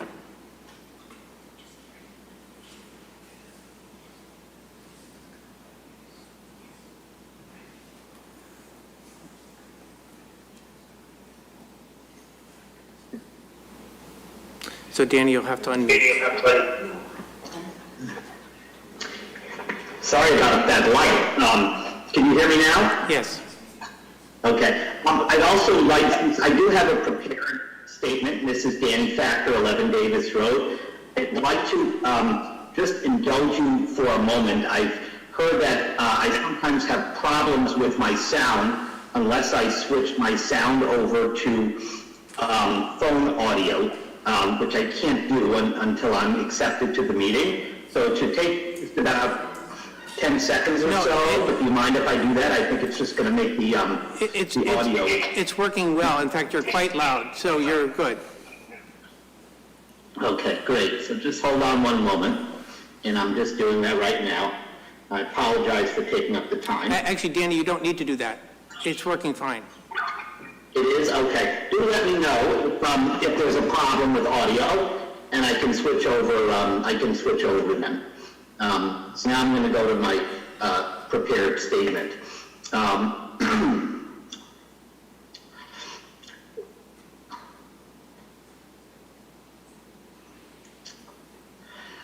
So as I said, I'm Danny Factor. I live at 11 Davis Road in Acton.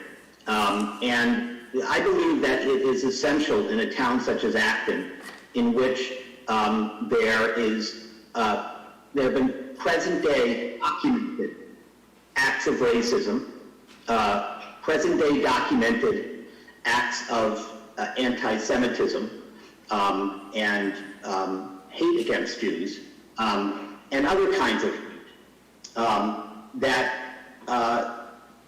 when we have a history also, that some people have historically been granted more rights and more privilege than others, that we need to have some arm of our municipal government, to attend to creating an equitable community free of system of oppression. Not doing so would result in a municipal government that does not reflect the will and needs of our people, in particular, our most vulnerable and historically excluded people. Not doing so makes us weaker, because the chain is only as strong as its weakest link. So, I support the recommendations of the DEIC. I also want to thank Diane and Leela for their presentation tonight and the work of the DEIC, and specifically its recommendation of an independent reporting system, its call to hire a town diversity officer, and its recommendation that the DEIC become a permanent town committee. After all, like our other town committees, which call for things like economic development, good schools, and supporting seniors, diversity, equity, and inclusion is not some sort of ad hoc thing like a town anniversary that we only want for 1 year. It is a permanent and ongoing aspiration. Another reason that DEIC should continue as a permanent committee is by its own humble admission, as we heard tonight, that it has a lot of work to do on its learning curve. I, for example, as a former and one of the founding members of the steering committee of racial justice for Black Lives in Acton, have been an advocate for racial justice since my parents took us to civil rights rallies in the 60s. But that same mother of mine was also a Holocaust survivor. And while I carry much white privilege, just being a certain color, there is also trauma in my family, which stems from oppression against my family and my people that I grapple with when multiple anti-Semitic incidents take place here in Acton. In a conversation that I had with the chair and co-chair of the DEIC just today, and I thank them both for their time and responsiveness. I've heard that the DEIC would like to, possible, do more outreach to the Jewish community, such as Rabbi Mike, and possibly hold a meeting on the subject of anti-Semitism. Document acts of oppression that have taken place in Acton, not only going forward, but historically, and look to make the DEIC even more diverse by having a member who is Jewish, a member who is Muslim, and have members from other groups who have been historically excluded in Acton. I very much have welcomed the interaction that I've had with the DEIC, both in its mission of justice and its humility group.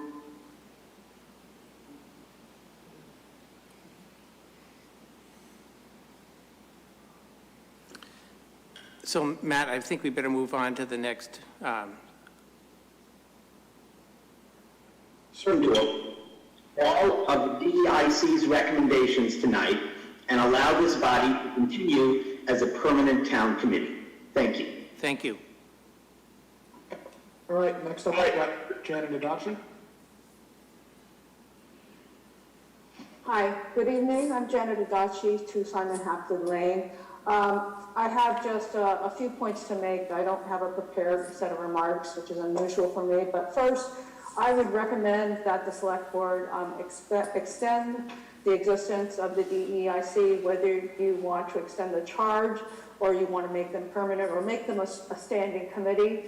I leave to you, but I think that they should continue to do work, including on the reported recommendations. I think that they should have more data to support their recommendations that is in the report. And also, I think it would be helpful to do outreach. Some other commenters have recommended that there be outreach and an opportunity for more of the community than the usual suspects to sort of weigh in on the draft and the recommendations. Second of all, I have some other points. Percentages. When you're using percentages, I know that there were total respondents, and I think it's 648 because it's people who live in town, the biggest number, people who work in town, and then people who work and live in town, whatever. And I think it would be helpful when you're using percentages to make clear whether you talk about percentages of respondents, is that always the total respondents, or is it the total people responding to a given question? I did the survey so long ago, I've forgotten how it was laid out, but I think it's important for sort of accuracy and credibility to make sure that you clarify what those percentages are based on. That's just one suggestion. And then another comment that came up had to do with what the AD school district is doing.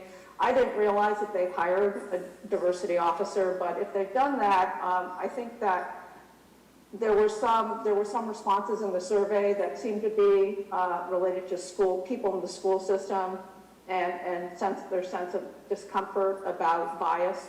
And I think that if we're going to have really what is a municipal function, it really ought to be focusing on town-related things. If you're going to start overlapping with the school district's purview, you need to come up with an arrangement. And of course, I'm thinking about to the extent that there ends up being a staff person, I think that the school district should cover some of the costs if the town's officer is doing double duty. The third thing, I had a thought. I'm wondering if you should start with like a diversity consultant to kind of size up the town and do a full-blown, use some of that money that was allocated by town meeting for a diversity officer to do a full-blown analysis of the town from a diversity perspective. It'd be somebody with some expertise, and presumably that person could pull stuff together in a very high-level way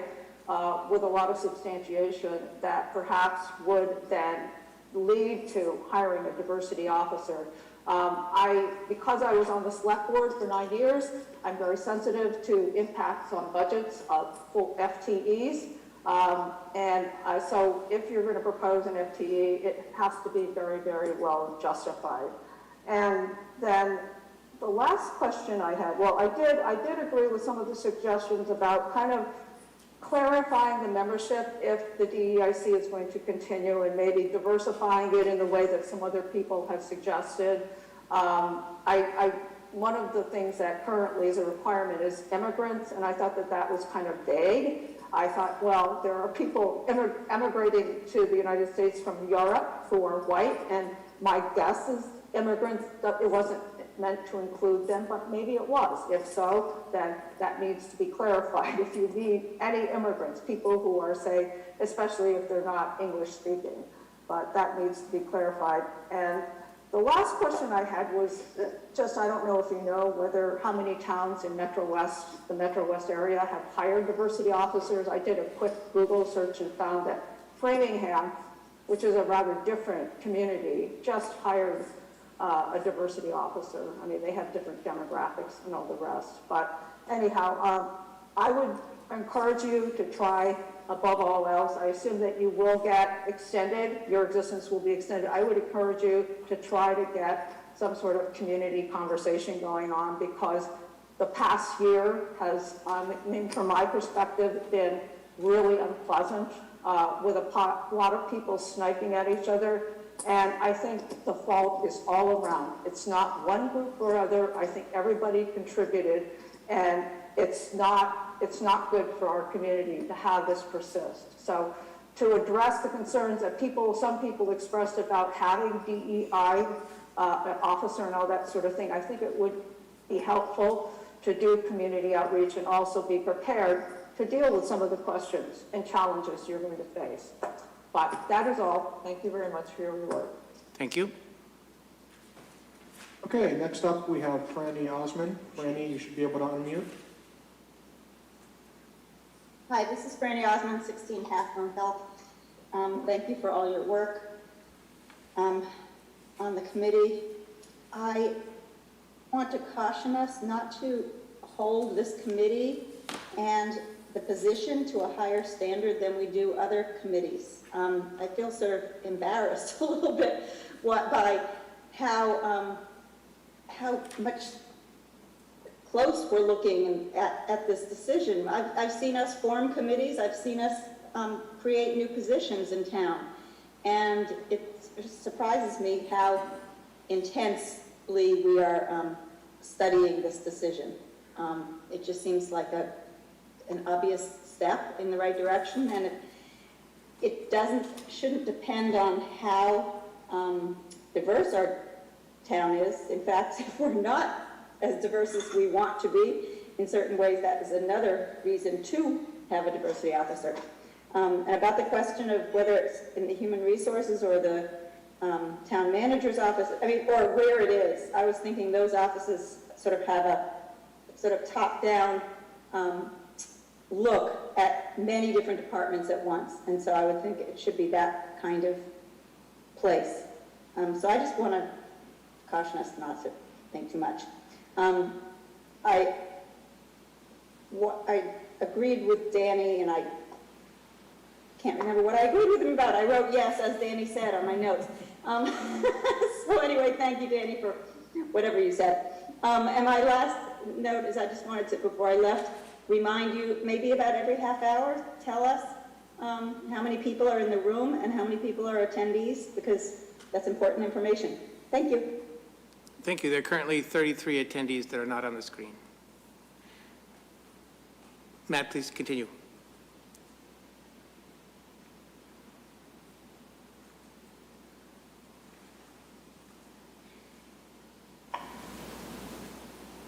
Thank you. This is Matt Liebman. I live on Tuttle Drive. I'd like to underscore the last group of people's points and mention that the first group of people's points sort of demonstrated the need for the perpetuation of this committee. I think that it could really improve our perspectives if we do have this committee. Probably the most important piece of information that I learned from reading the report, only very briefly, is the number of incidents. And I was very surprised to learn about, I think, 12% anti-Semitic incidents, 17% racist incidents, et cetera, et cetera. There was a lot more than I expected. Maybe it's a bias sampling, I don't know. But clearly we're at the beginning of the process. And so I support that recommendation of the incident reporting system, for example. So I agree wholeheartedly with what Judge Fran just said about holding this committee to a higher standard than other committees. So I support continuing this committee. Thank you very much. Thank you. Next up, we have Stella. Stella, you should be able to unmute. Hi, Stella Coe, 11 Guswood Road. I don't want to repeat things that other people have already said, but I do want to say thank you very much to the DEIC and from its initial membership to its current membership for their commitment and work and the report that they've generated. I support all of the recommendations. I really think that having the DEIC will help us address and mitigate the effects of bias in all areas of our government by developing and promoting programs, different initiatives in areas of service delivery, leadership development, hiring practices, community engagement. I really appreciate Diane and Leela's presentation and how Diane talked about the things that they also want to improve on. I think, and the building trust is really important. And thank you, Franny, so much for talking about the scrutiny that we seem to be applying to creating a DEIC committee. And thanks to everyone else who made comments. Thanks. Thank you. Next up, we have Shin Peng. Hi, so this is Simon Lee. I'm a previous member of DEIC. Like many people who are interested in this topic, I have been following through the report and glad to see it is now become available. I don't have a prepared talk, but I have two questions or concerns regarding this.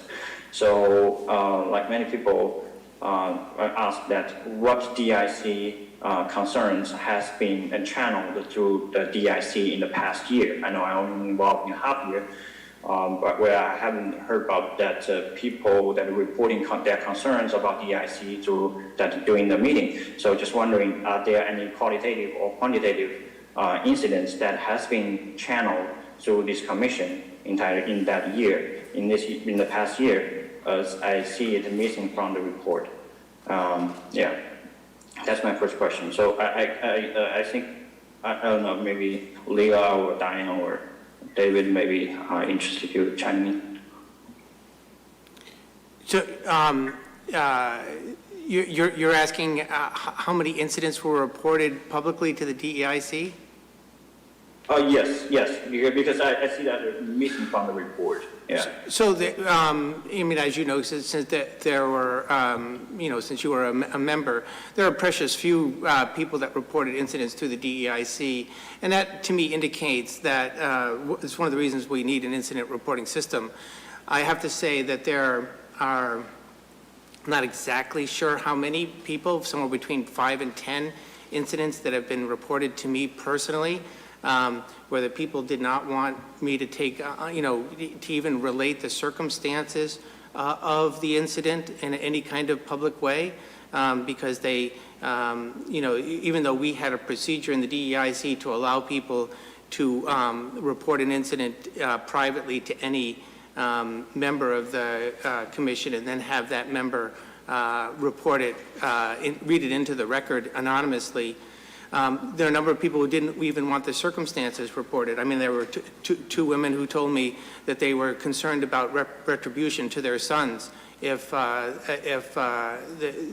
the incident would be obvious. There was another person who was concerned about retribution from a neighbor because she knew she would be identified if it was made public.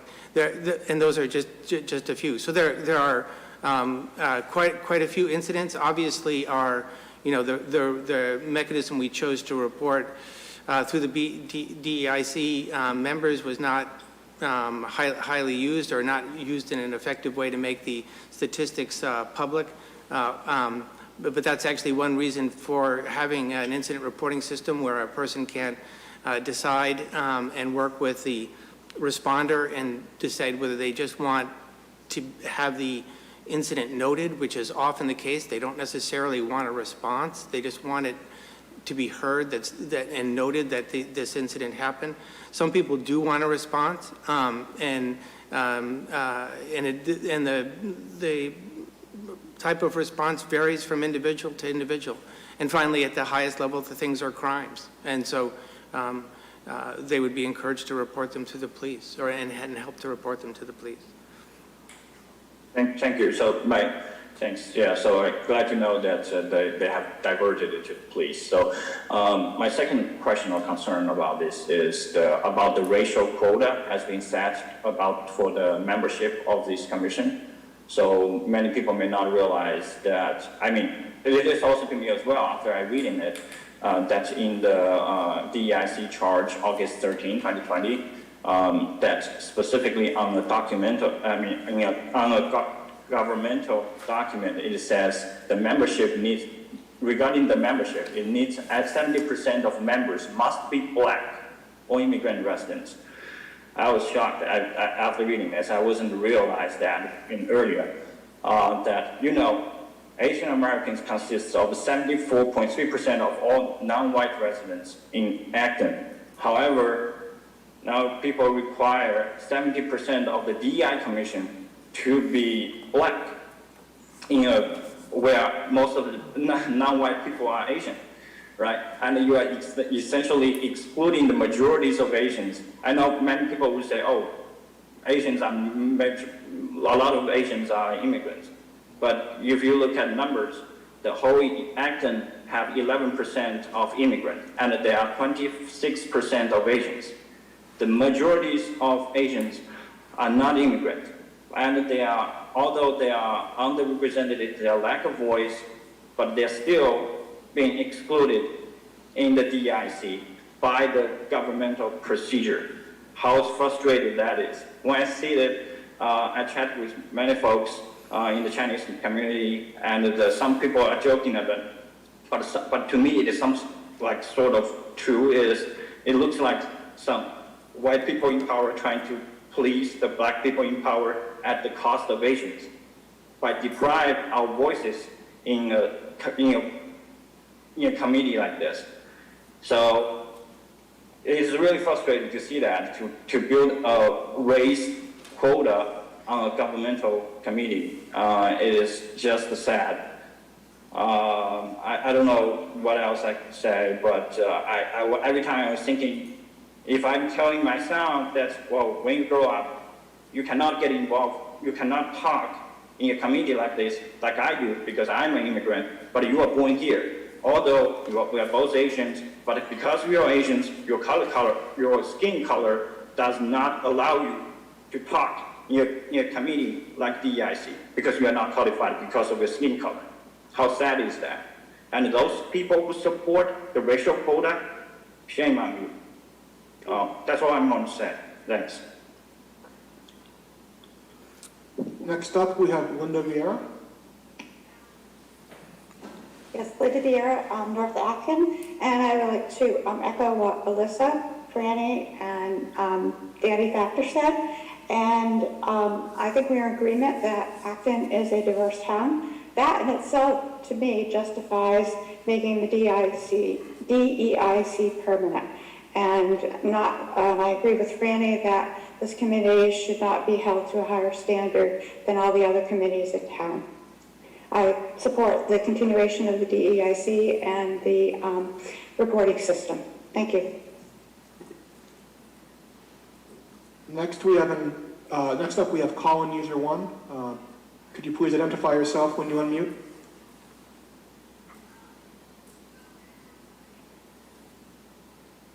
Hi, this is Tara from West Acton. Can you hear me? Yes. Okay, yes. I agree with those speaking in support of the DEIC. People have reported issues to me, and I've asked them to report to DEIC, and I felt uncomfortable doing so because by sending an email becomes a matter of public record, and speaking at a public meeting obviously becomes public. Inclusiveness starts with protecting protected classes, and I respect the times that I have been asked to step aside because of my background of privilege. I I've also been considered as a member of a certain protected class and value the concept of a safe space. If there's injustice anywhere, there's injustice everywhere, and by creating safe spaces in all public spaces, it helps everyone. I can think about the treatment I've had in public meetings, like from members of this board with earlier members, that the town would not stand for these days. We're making progress. I love the DEIC, even if they aren't doing everything I want them to, it's a start. It's the start of a town-wide serious and material commitment to diversity. When I came to Acton, I came from a place of diversity.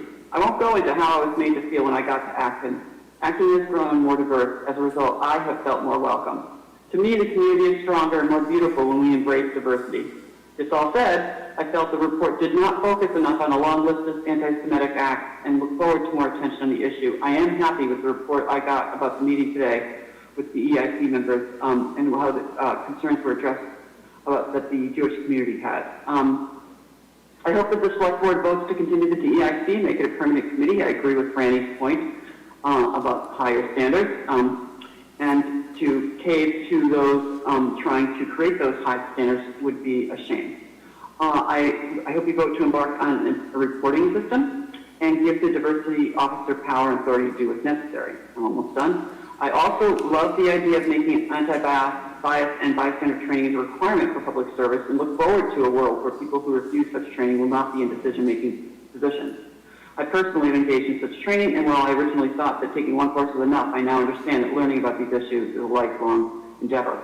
I agree with Janet on a consultant, but I would like that to happen to be sure that we hire the best person and scope out the DEIC officer to have the most power possible. Thank you. Thank you. That's all the public input for today. No more hands are raised. I just have a few things to say, and then I'd like to propose a couple things to the board. First, I agree that the vast majority of people in Acton are good people and well-intentioned, but that does not mean that there's no racism here.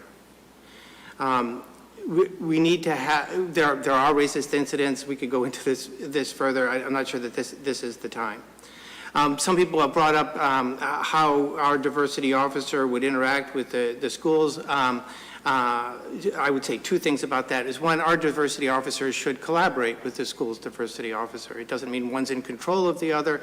It just means that they work together. And one thing that's very important to me is that I am concerned about either the school community being insular or us being insular, right? These are community problems. They need community solutions. We need a path back and forth between the schools and the town side. I just want to make a point on the makeup of the DEIC. First of all, the DEIC last year was instituted in the shadow of the murder of George Floyd. George Floyd was a black man. We required black people to be on the commission. And I also want to emphasize that at the time, before we had the DEIC, not a single black person was on any board or committee in town, not one. If you had them proportionally by their population in town, there should have been 5. There were 0. For other groups of people, and I'm not saying that there's not, we know, and I know of incidents actually that have been reported to me against Chinese women in our community, right? These are other incidents that have been reported to me. So I'm not saying that there's not any discrimination or incidents against the Chinese community, but we had Chinese people on our boards and committees at the time, not proportional with their numbers in town, but we had some. And I'm not saying that that's enough, right? They need to be given opportunities and made to feel accepted on any board committee that they'd like to serve on. We included immigrants, and we meant immigrants from any place. You know, people. We discussed this actually when we instituted the commission. An immigrant is someone who was not born here and came here. It didn't matter where they came from. They could have come from Canada, Cuba, Africa, China, India, wherever. I also know of incidents where people from Europe who spoke heavily accented English were given a hard time. I know multiple cases like that, right? And so we just said immigrants in the charge. I agree that when we go forward, we might want to change the charge a little bit. But I'll say one other thing, that if we made the DEIC proportional to its the population in town and made it more than 2/3 white, those 2/3 white people don't have any expertise in any discrimination, right? We appoint people to boards and committees to advise us on, so the DEIC is an advisory committee. Most of the committees in towns are advisory committee. They're instituted to advise the select board in a particular area. We advise we appoint people to all the committees because they have expertise in a particular area.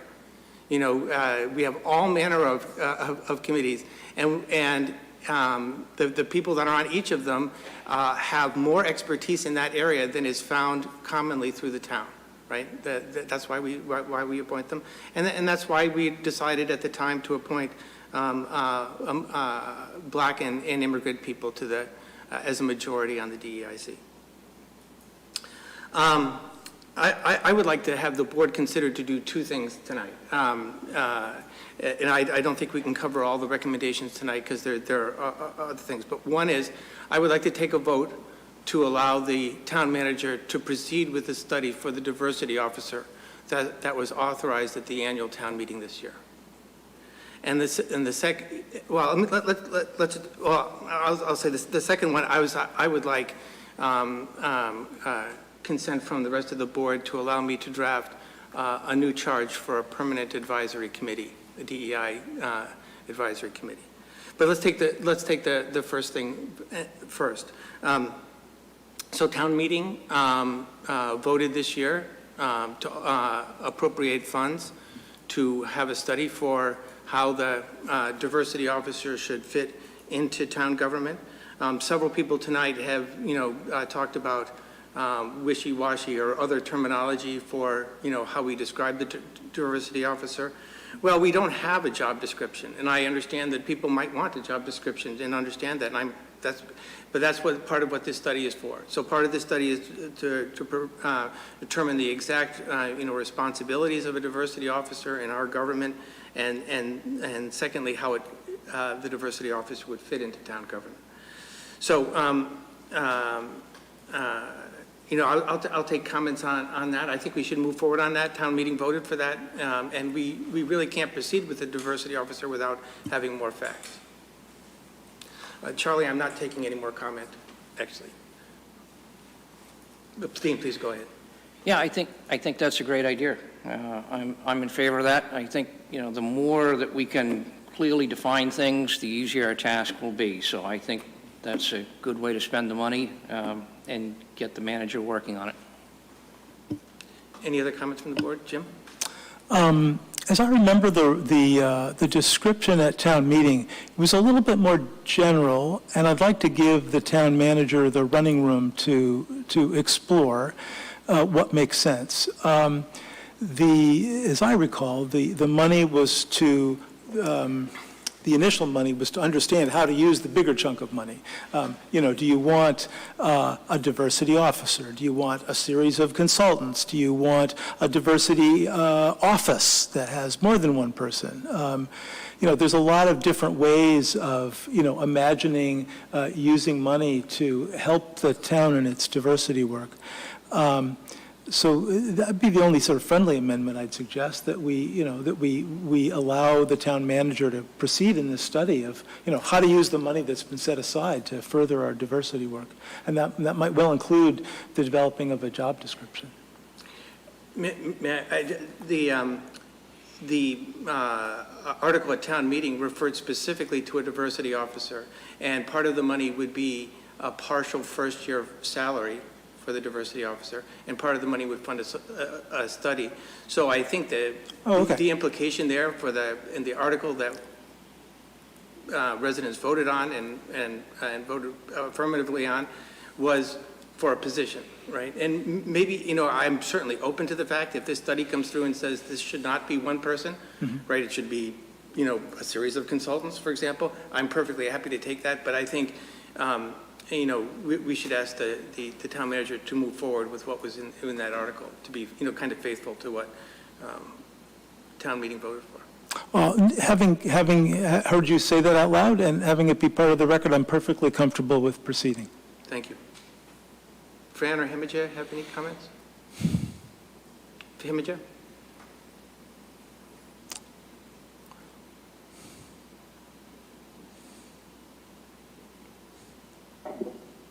Thank you. So yeah, definitely wanted to support, to support the idea of the town manager moving forward with identifying a DEI officer, but also just wanted to take the time to just note that there were some pretty harmful things that were said today, and to just say that, this is exactly why we need to continue to have this on the agenda and to keep working on this, just because there's still so many misconceptions and so much misunderstanding in our own community around the importance of this, the importance of talking about diversity, equity, and inclusion. So just wanted to note that and say that I echo what you say, David. Thank you. Okay, I would take a motion to ask the town manager to proceed with the study of a diversity officer as outlined by the town meeting warrant article. So moved. Is there a second? Second. Any final discussion? Jim, please call the roll. Okay. Himija? Yes, she says. Fran? Aye. David? Aye. Dean? Aye. Jim also says aye. So that's unanimous. Thank you. And finally, we don't need a vote on this last thing, but I would like, if everybody agrees, because we'll vote on it when it comes back, just, kind of agreement from the board to have me draft a new charge for a permanent advisory committee, which and if you agree, I'll draft that charge and we'll come back and discuss it at a future meeting. So moved. Actually, we don't even need a vote. So, but I'll take any comment from the board as to, whether they think that's a good idea or a bad idea. So will this cover the committee not being sunsetted? Yes, so Okay. So the thing we just voted on was the commission's second recommendation. This is the commission's third recommendation, which is to continue the DEIC. So, but to do that, we would have to have a new charge, because this charge expired, and there may need, the DEIC recommended certain things in the new charge. I'm just suggesting that I put together a new charge and we vote on it at a future meeting. Excellent. Okay? I'm ready to vote. We don't need to vote on that as long as people agree. Another comment? Yeah, so I think I'm good with the idea about you drafting up a new charge, which you can vote on, but I think we've got a situation where we need to extend the DEIC as it's presently constituted for a period of time so that we can hopefully conduct the outreach that we've been talking about. So I think we need sort of an understanding about a bridge. And, whether it's, as I understood it, once this report was delivered to the board, then the present DEIC gets sunsetted. And I think it's important that we have the opportunity for a longer discussion. So I think we need to keep the present committee alive so that we can have that discussion. And I'd be willing to, suggest that we extend the term of the committee for, say, another 3 months to allow that to happen. Otherwise, these folks go out of business tonight at midnight. So the original charge allowed the DEIC to meet once after this meeting. And so I'm thinking that we don't need to extend that charge because they get to meet once more, and which we'll say is in November. right? I don't know, we could be this month, but let's say it'd be November. But maybe by that time, we'll have approved a new charge. I think it's important to make sure that, I think it's going to take more than one more meeting. And I think it's important, you know, several of us had spoken about having some sort of a forum and more outreach. And I think that's going to take more than one meeting for the DEIC. And I don't feel comfortable with the idea that, you know, in 3 or 4 weeks, we establish a new committee using your charge that you're going to draft without a more vigorous public discussion of the whole issue. Oh, are you comfortable with that discussion happening at the time we approve the charge? I mean, I have no problem. I understand your point about, you know, the continued DEIC needing to do outreach, and that's an excellent part of an extended charge. But are you, you know, it's a little bit of a chicken and egg thing, right? Are you, you know, we'll have a point for discussion when we discuss the charge. And if the charge that I draft is not good, we can either edit it on the fly or throw it out and tell me to start again. You know, my thought, again, trying to, you know, make sure that there's a vigorous public discussion of this, I think it's important that we have the discussion before you get too far down the road with writing the charge. Or maybe you could draft a charge up and that could, you know, might foster some discussion, but I just want to make sure that we have an opportunity for the public to weigh in on this. There's a lot of good work that's been done. There's a lot more work that needs to be done. And I support the concept of continuing in DEIC in some format. It's just I think we need to have public discussion of that first. Okay. So I keep it going longer. You know, I'm Right. giving you more time. Right. Okay. As a sort of synthesizing proposal, perhaps we vote to extend the term of the current DEIC while the board considers a new charter. So as long as we're considering it, the DEIC continues to exist, and then once we agree on a new one, then there's a new one. Are people okay with that? Does someone want to move what Jim said?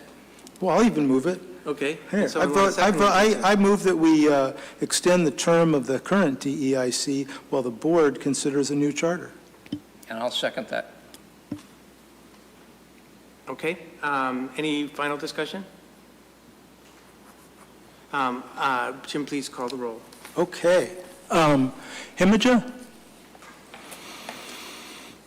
You might give me a thumbs up or not. Okay. Fran? Aye. David? Aye. Dean? Aye. And I say aye as well. That's unanimous. Excellent. We'll move on now to, I'm not taking any more comment, Charlie, on this. We'll move on now to the ARPA discussion. Thanks, guys, for being here. Yeah. Thank you. Oh, thank you, sorry. Thank you, Diane and Leela. And look, John's back.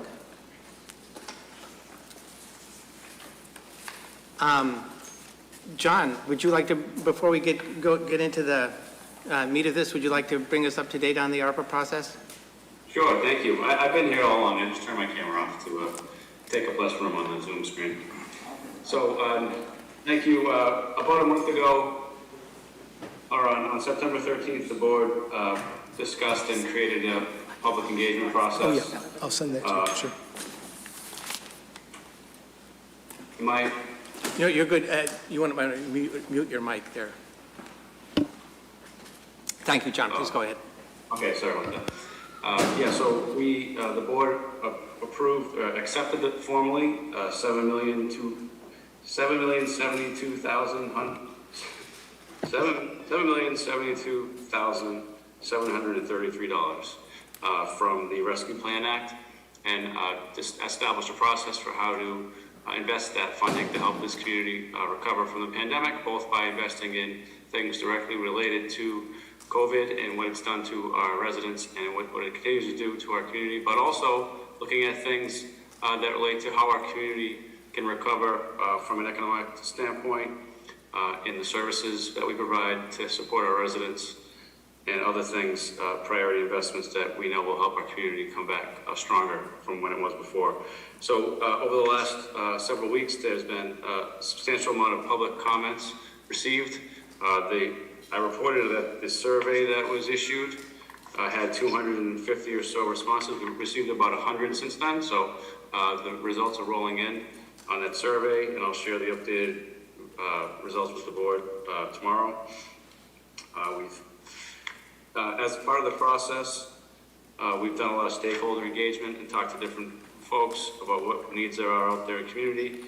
The 43 priorities that we presented as the results of our needs assessment on September 13th, we've gone through a process to revise those, in some cases revising the estimates for what the cost will be, in other cases clarifying the language about what exactly is meant by that specific investment. We've also been presented by additional requests and concepts for investments from groups such as the Acton Water District and the board for the NAGOG treatment facility in North Acton and others. So that information has been published. The updated version of the draft preliminary investment priorities is published on the actonma.gov/ARPA website as of Friday. And the board had also asked me to identify my preliminary recommendations based on the work that we've been doing internally. And so I put that together as attachment 2 to the memo that's in the packet. I want to really make it known that there are requests from the school district and other folks that I think are good uses of ARPA money, and I would recommend them if someone asked me about that. But in particular, I focused only on the projects that were directly from inside the organization and things that we know that we've needed. And I tried to give the board a sense for how I would recommend that we invest funding to address those needs. I did so in 2 ways.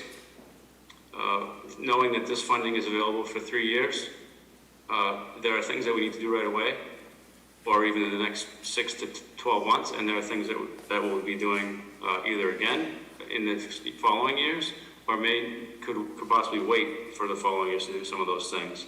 So I've made recommendations for things to allocate right away and things to reserve, so that we can either finalize plans or continue to work on things before the funding is actually allocated. So that information was presented in the attachments to the memo.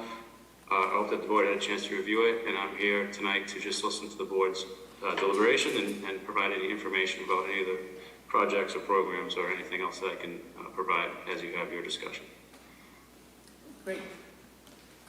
Great, thank you.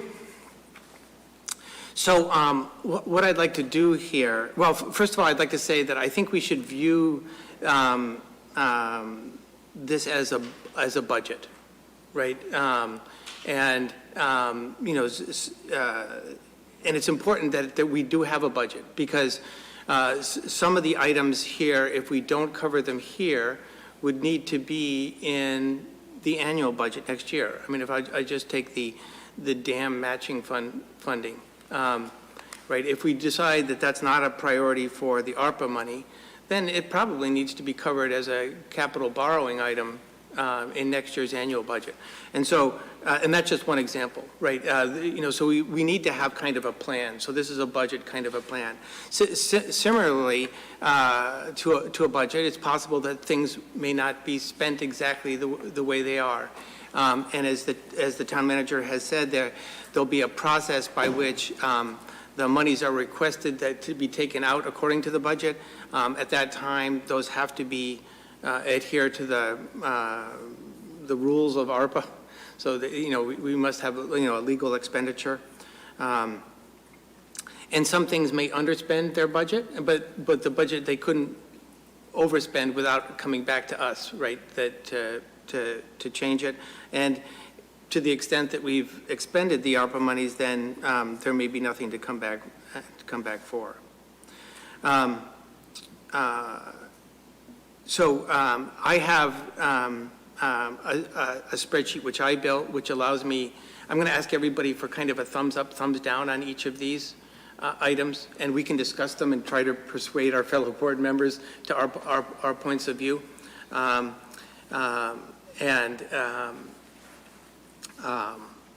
can enter the thumbs up and down into my spreadsheet just to give us a sense of where we are, right? If we go through and a majority of us are thumbs up for particular items, then, and it fits within the overall monies, then we're good. If it's oversubscribed, actually, I can adjust my spreadsheet, for example, to only take items that are supported by 4 or more members. I can do that on the fly. So I'm going to start with item P2 since we already decided on item P1. Jim.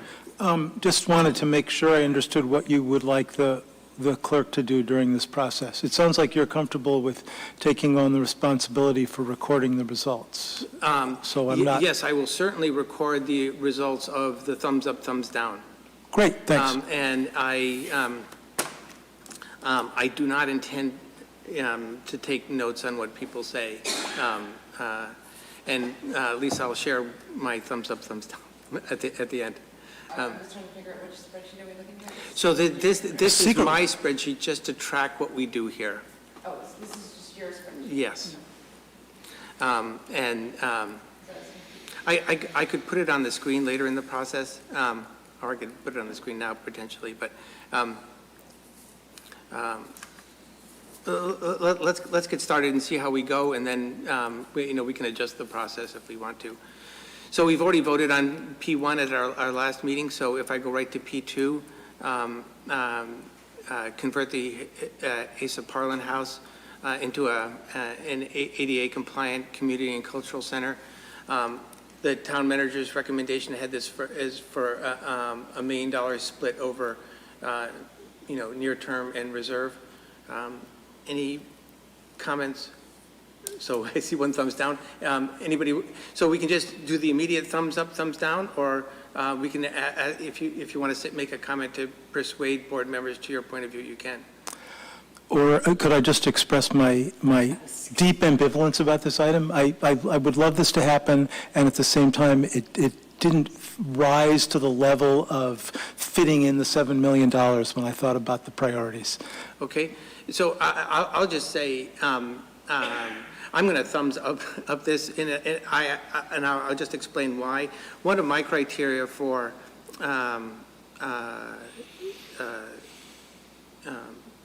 choosing items here are things that are difficult to fund in other ways, right? There are some things that are easy to fund, for example, out of CPC funds. This is not one of those, probably. There are other ways that are easy to fund or naturally funded out of other mechanisms. This is not one of those items. It also is one of these complicated items, a little bit like the Morrison Farmhouse, where town meeting has expressed that they do not want to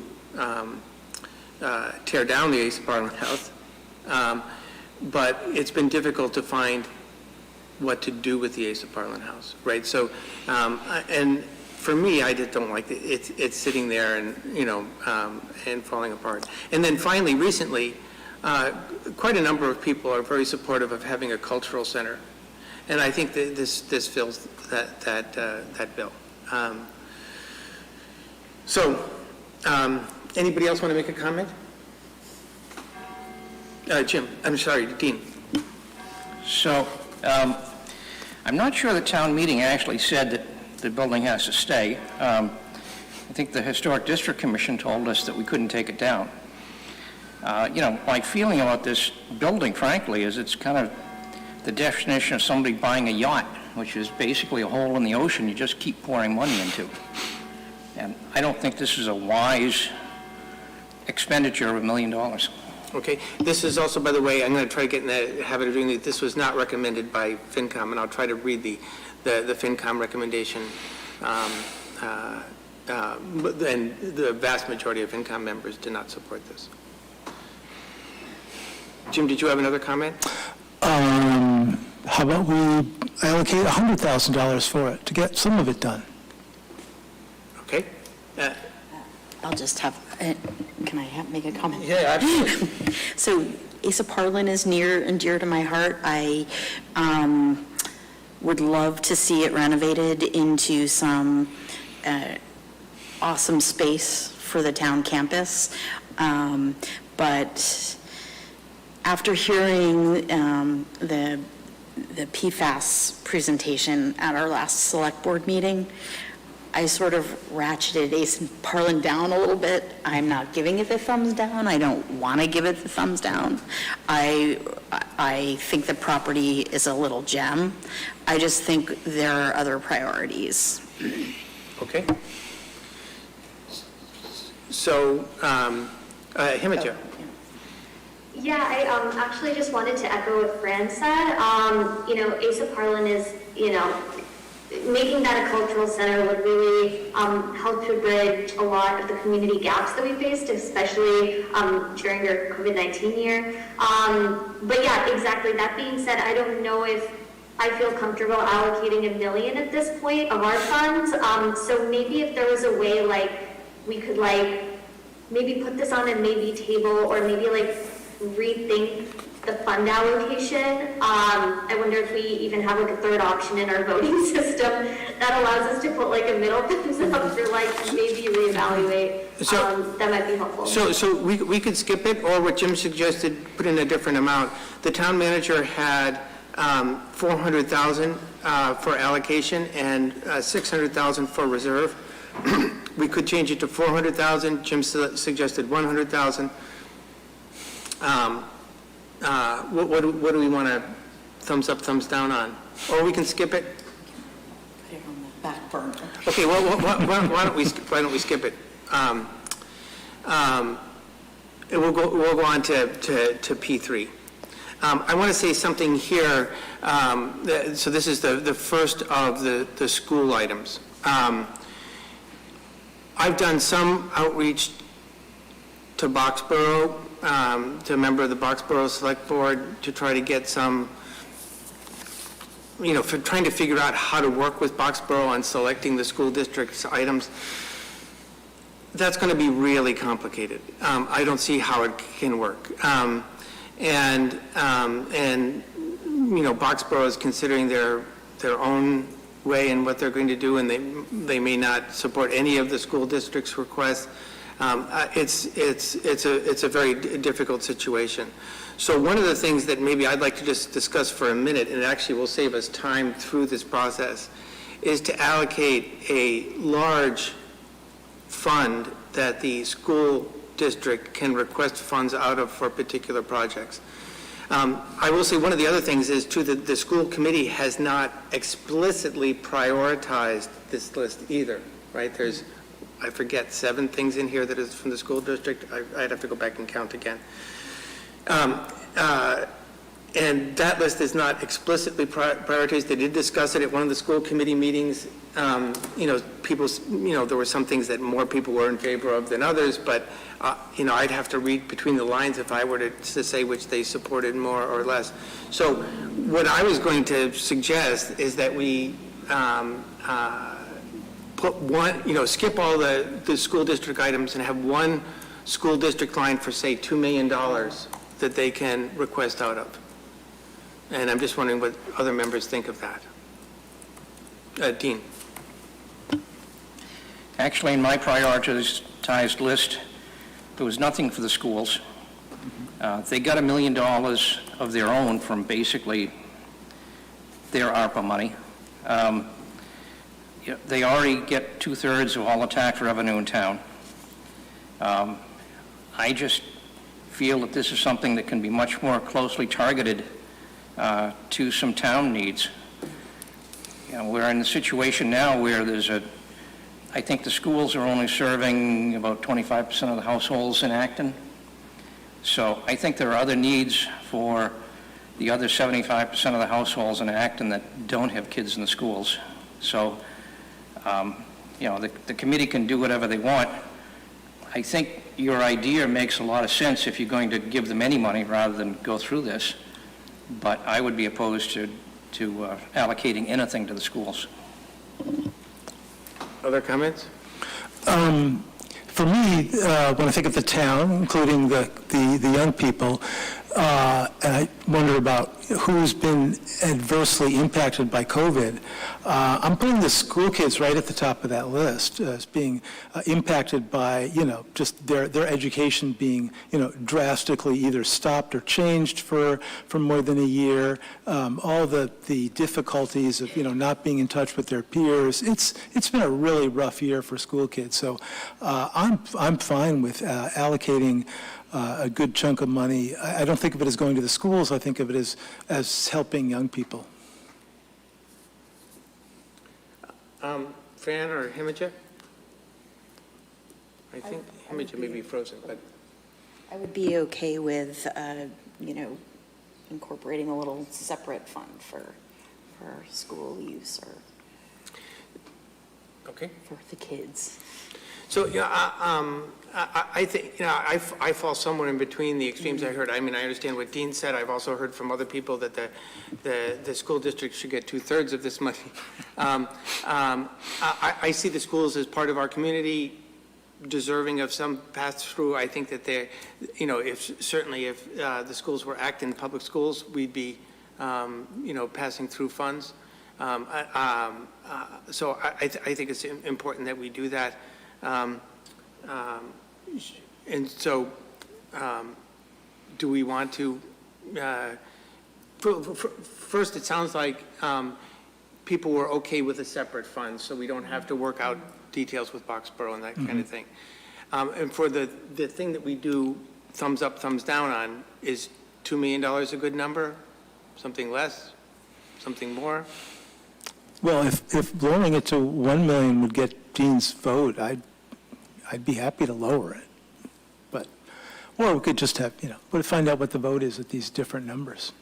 Do other people have I'm wondering if other people have a comfort level at different numbers. Okay, we could. We just need to be careful how long we spend on each of these things, right? So if we go at an infinite set of values for every item, we're going to be here a long time.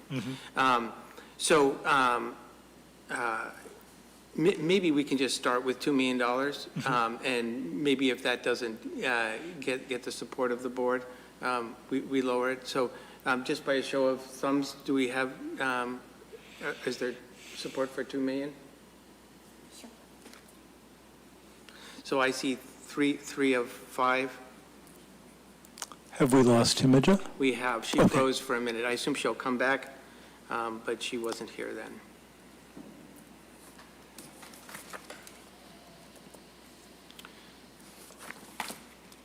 So I'm just adding a new item to my spreadsheet.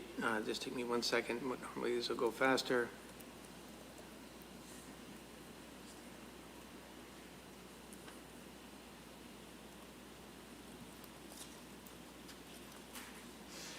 Okay. And so now from now on, I'm going to skip all the regional school district items. So the next thing I'm going to go for is item P5,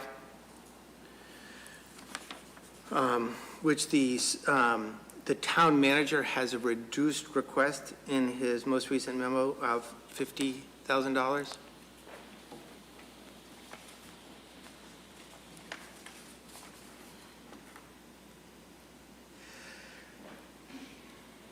P5 was not recommended by the FinCom, but that was at the $400,000 level. So since the town manager has requested in his revised numbers $50,000, I would suggest that we thumbs up, thumbs down on that. I notice he's listed in his spreadsheet here as for reserve rather than to be allocated. So I think that's exactly right, because he's basically saying, well, if we can leverage a grant, then we'd use this, but if we can't get a grant, then we wouldn't want to use it. Right, but also the whole project is much more than $50,000, right? So this may be used as design money or matching money. In fact, I think he says matching money in his. Yeah, matching money. So, so for item P5, That's 4 thumbs up.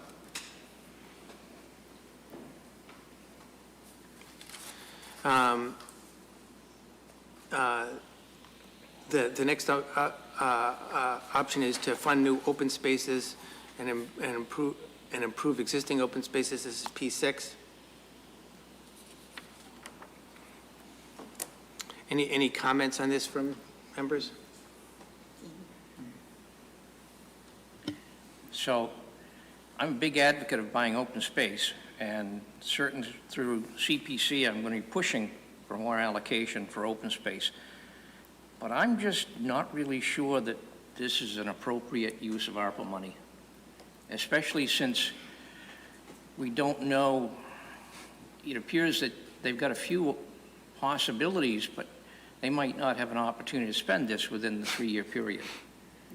So reluctantly, I just don't think it fits within the 4 corners of the ARPA plan. Okay. So hold on just a second. This was not recommended by FinCom. And you have additional comment? Or? I don't. Okay. Then we'll thumbs up, thumbs down. I don't want to be bumped I know. No, but for me, I completely agree with Dean, right? I think this is, and I would support a stronger allocation. Yes. Yeah, it wasn't on the town manager's list either. Yeah, sorry, I'm. Oh, good. Go ahead, Himija. Himija, we can't hear you again. Oh, can you hear me? Yeah, now we can hear you. Great. I was just going to say I'm running to the library right now. We're just about to enter, but I agree with the rest of the board on this. Thank you. Okay. P7.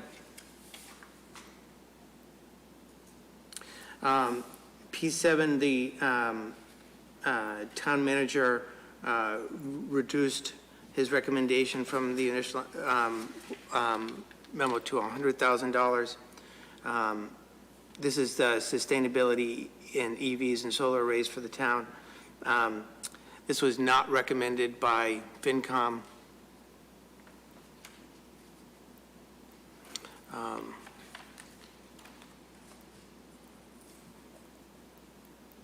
Any comments from members? Okay, we'll do. This is P7 for $100,000. Himaj, I don't know if you can see or how much you're hearing. Thumbs up, thumbs down. So I see 3 thumbs up. Himaj? I also give this a thumbs up. Okay. P8.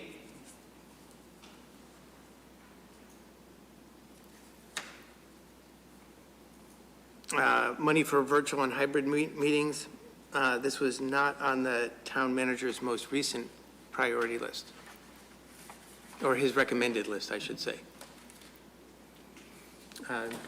Thumbs up, thumbs down? Okay, we'll move on. P9, construct. This was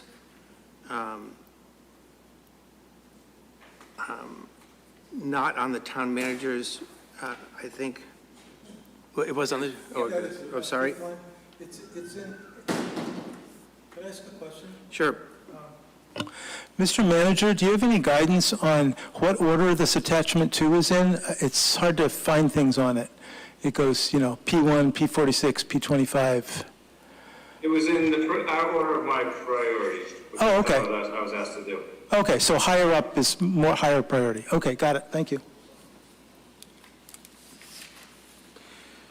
So this one, for me, is for where we would spend sewer money is not the best value. There are very few businesses in this area.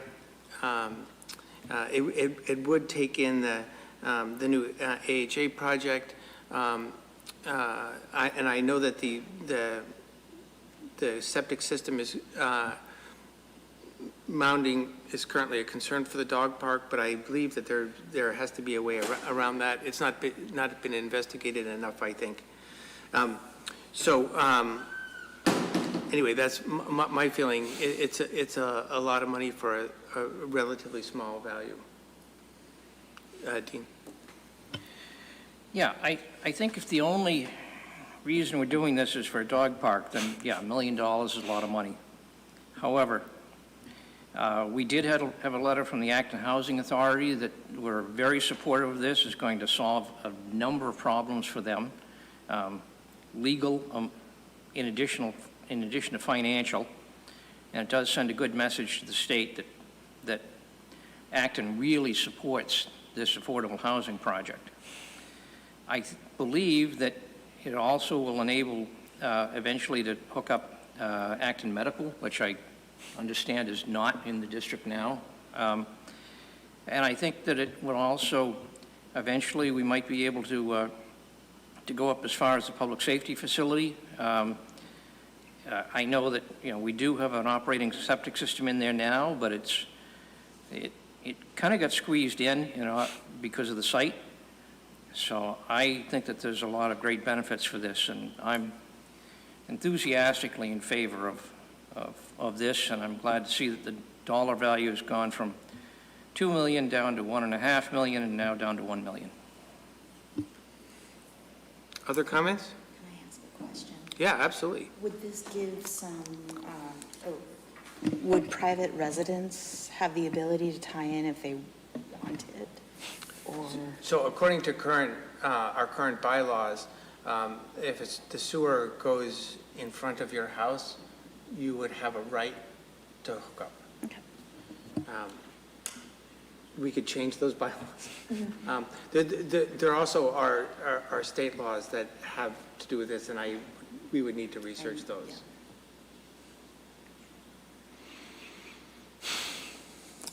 I still have a lot of concerns about this. The only thing that was bringing me around was the notion that it was in the manager's recommendation, it's in this reserve column rather than allocation column, which means there would need to be an affirmative vote at a future date to actually go ahead and spend this money. This would be like we're reserving it.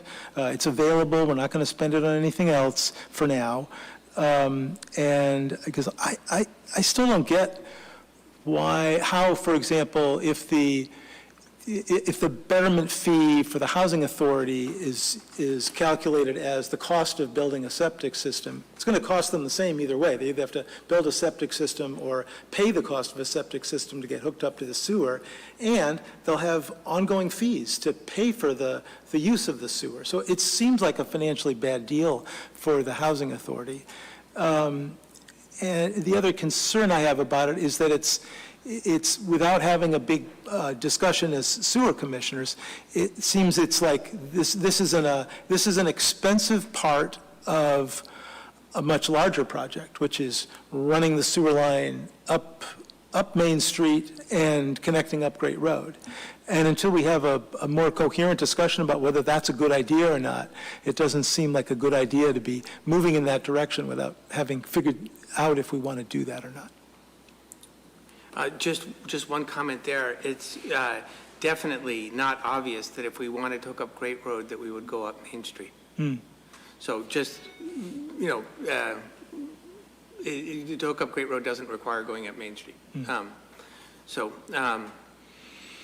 Any other comments? Himija. Hello, I am back in the library. So a quick question on this. Was there a feasibility study that was done for this? No, I don't think any of these items have even gotten to the point of having feasibility studies. Mr. Manager. Yes, there was a feasibility. Yes, there was a feasibility study. We received a grant from the Housing Choice program to do a feasibility study of connecting the municipal sewer to the housing authority property. We just finished the feasibility study. We're just trying to get a meeting with Mass DOT before we present it to the board because we want to make sure they're comfortable with it.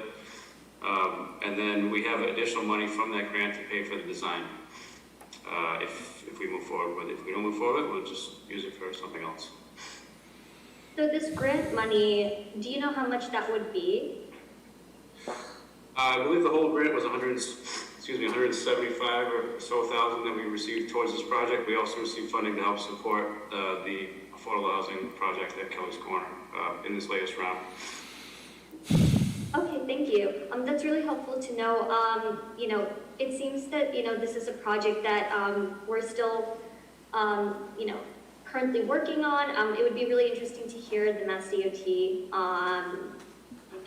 presentation. And also, you know, yeah, I guess I would just love to learn more about it before I even made a decision whether I would vote for or against the funding for this using ARPA funds. Okay, should we reserve this money then, or skip this item, or what do people want to do? Would they skip for now, maybe? Okay, so why don't we come back to it then later this meeting? We can skip that. The next item is P10, matching funds for the dam. The town manager reduced the estimate to $500,000 from the original $600,000. The FinCom does recommend this item. Not that they were happy about it. So they felt it's something we kind of must do. If, you know, they didn't think this was the ideal thing to spend money on. Mr. Manager. Thank you, David. Mr. Chair, I just wanted to clarify that in my recommendations, I didn't reduce the need or the cost that's needed to do these projects. So I just wanted to clarify that. The cost to do the project remains what's reflected in attachment 1. In my recommendations, I was simply trying to, maybe it's not as simple, maybe it's just confusing, but I was trying to spread the money out as much as I could and make recommendations that address and help projects, maybe not fully funding all of them. So I just wanted to make that clarification that, for example, in the previous one, the need is identified at 1.5 million, and I recommend 1 million just to try to make progress and set some funding aside. In this one you're discussing right now, the need is still to be determined, but I think 600 is probably more close to what we need than 500. I just wanted to clarify that. Okay.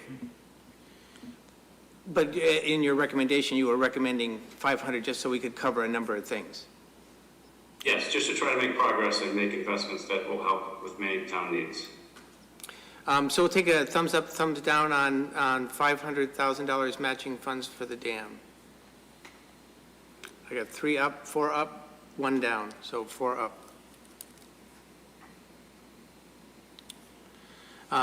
Item P11 is Great Road Sewer feasibility study. This is recommended by the town manager, not by FinCom. The town manager reduced his recommended number to $350,000 from the need of $400,000.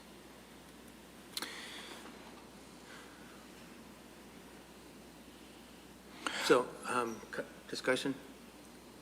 Again, I'm sort of stuck on the way that these are divided up in the manager's recommendations between allocation and reserve. I'm comfortable with the allocation amount of, trying to get this in the right order here, $50,000, which would, as the Finance Committee noted, just get an order of magnitude about costs before we commit to doing it. I'm hoping that $50,000 would be more than enough to at least do a basic financial model to figure out if there's any way to make this work. If the if the resulting betterment fees would put out a whole bunch of businesses on Great Road, then it's definitely not worth doing. It would have the opposite effect of what we want. But we could figure out if that's true with some money. So I'm in favor of spending $50,000 on this. Dean, did you want to say something? Yeah, I'll agree with Jim. The 50,000, the 300,000 follow-up, I'm not in favor of at this point. Okay. Other comments? So I think the $50,000 is not going to get you very far to determine what it's going to cost. It needs more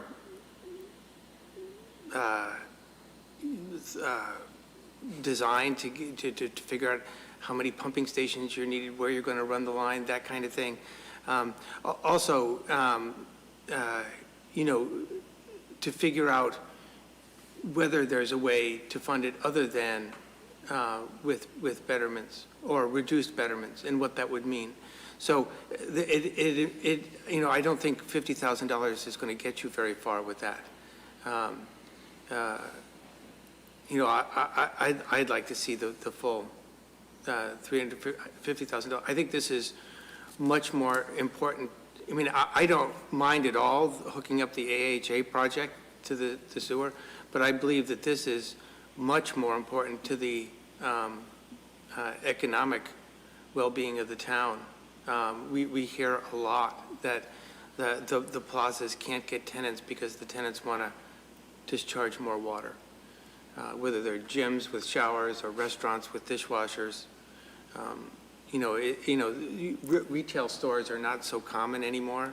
I mean, and so a retail store, you just need a bathroom for the employees, and so it's a very small amount of water use. But other kinds of service businesses require more water use and more water discharge. And things like restaurants bring a lot of foot traffic to our plazas, which helps fill in the blanks. I mean, I'm quite concerned that the empty storefronts we have today on Great Road could cascade. I also think that this is one of a couple of projects where it's really important to be shovel ready. If I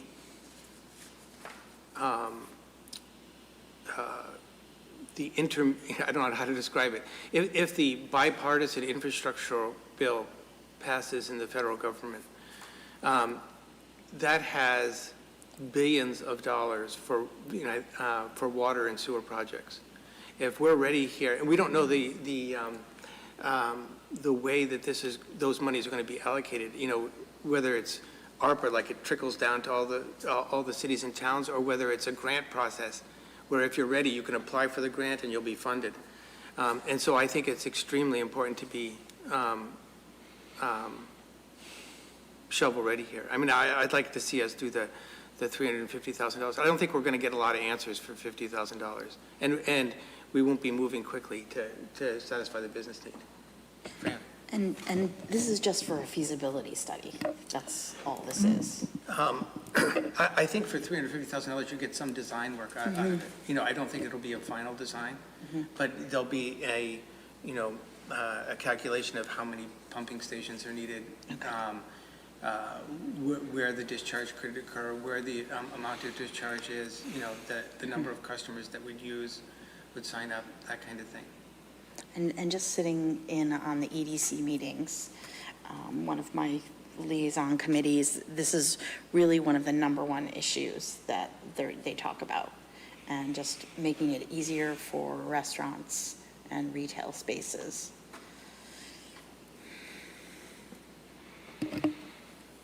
Dean. Yeah, a couple of concerns about this. I don't think we've thought of all of the ramifications of this. One is, I would expect that any flow that we get from all of Great Road would probably exceed the capacity of our existing plant. So either there's got to be a huge cost to upgrade our existing plant and the infiltration beds, or we end up building a whole new plant over there, And I'm very concerned about the possibility that by providing sewers over there,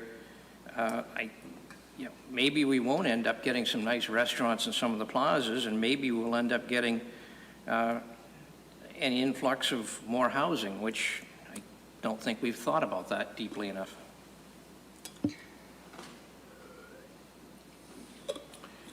Okay, so what do we want to do about this?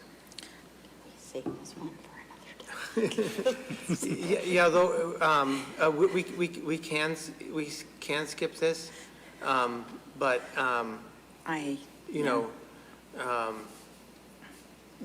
it's,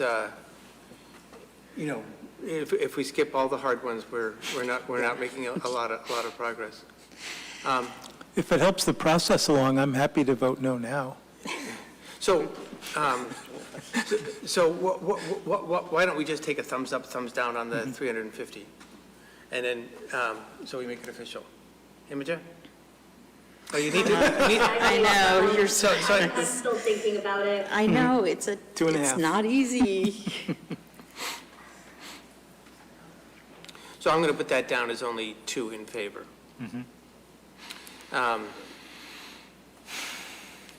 I'm skipping P12 that was withdrawn, P13.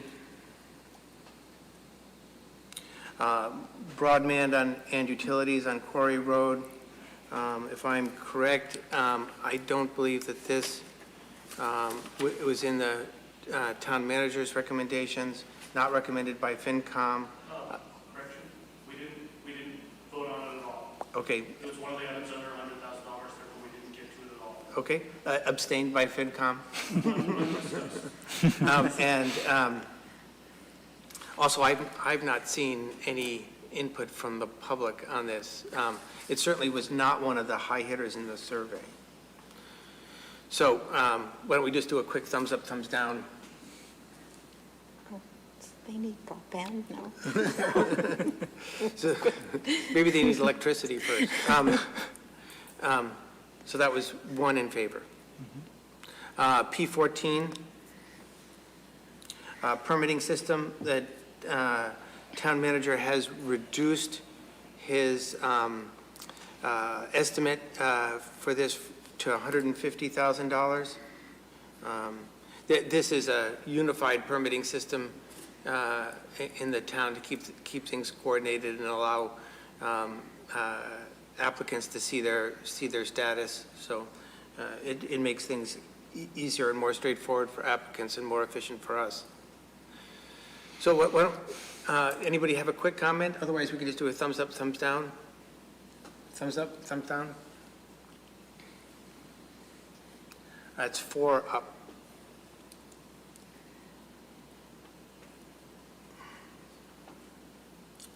P15, the streetscape along Mass Ave near Gardner Field.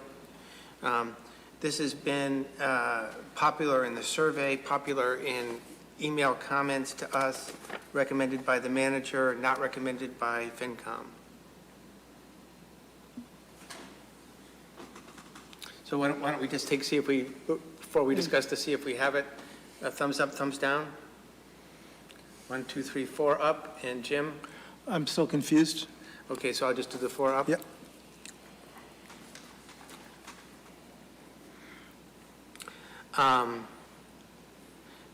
Design and construct a community recreation facilities near the dog park. This is P16. The town manager has reduced, made a recommendation for, not reduced the estimate, made a recommendation for $45,000. So this is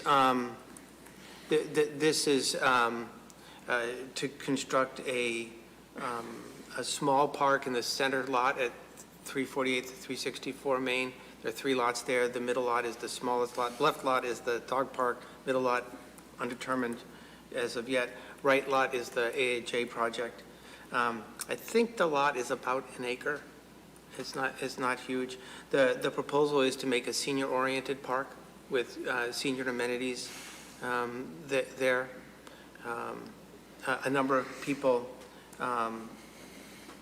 have spoken to me, and I know Dean about this. I'll take a thumbs up, thumbs down on the $45,000. 1, 2, 3, 4. So 4 up. Oops. Mr. Chair? Yes. Is your spreadsheet keeping a running total? It is. I wonder if our discussions would be more focused if we knew how much capacity we had left. Okay, so should I share my spreadsheet? Or just tell us what the number is so far, Okay, either way. I currently have, I have to look at the bottom, $3,645,000 allocated. That includes the, oh no, we haven't gone, we have to go back and discuss the schools and the other $1 million thing? That includes the $2 million for the schools. Oh, right, okay. Thanks.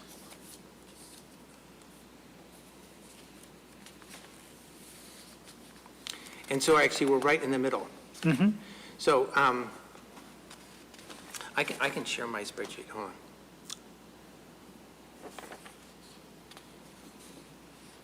on. I'm not going to be able to, I should have printed out the FinCom recommendations. I have them in other things, but I don't have the words. I'm going to cover. I have. Oh, that'd be great. In the meantime. Thank you. Yep. Just has my scribbles on it, but I think David will love be able your to read through scribbles. the scribbles. Thank you. Okay, I am going to share this. So can people see my spreadsheet? There we go. Yeah, we can see it. I might be able to make it bigger. Let's see if I can make it bigger.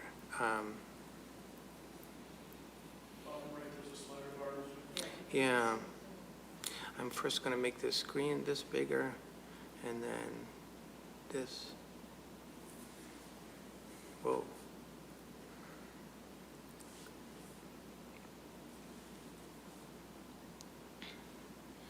So just so people know here what these columns are, I'll just identify them here. I need to make this smaller just a second. So this, I use two spreadsheets. I use the FinCom spreadsheet to track my own preferences, and then this spreadsheet I put together to track our preferences as a whole. The column A is the number of votes it gets, and right now, so this number here says it has to require 3 votes to be counted, right? And I can change that. If I change that to 5 votes, only unanimous things would be counted. So if we get to the end and we're oversubscribed, I can change it to 4 votes. I mean, it's just a starting point. We would vote. And then the category is the ARPA category, like revenue replacement or infrastructure. The ask is who asked for it. So this is a short-term goal. This is a AB Regional School District goal. This was on the SIP and recreation plan. This is a long-term goal. This column indicates the funding, and for some of these, if we were to borrow for it anyway, let's just use the dam as an example. In future budgets, if we fund it all from this money, and assuming we would have bought it anyway, right, it would save us $30,000 a year, because that's my estimate of the annual debt service if we borrowed that money. So that gets calculated if I have the word borrow in there. And then if I have the word annual in here, this one is we haven't chosen yet, but then it would, it has a continuing annual cost, which would be counted there. Down at the bottom here, and I can go to the bottom anytime people want, this is the money we've spent so far, $3,645,000. This is the money we still have in our purse.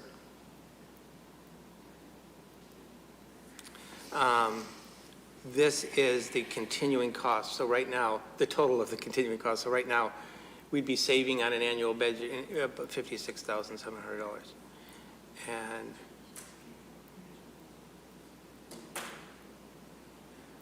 I need to do one thing here. Hold on.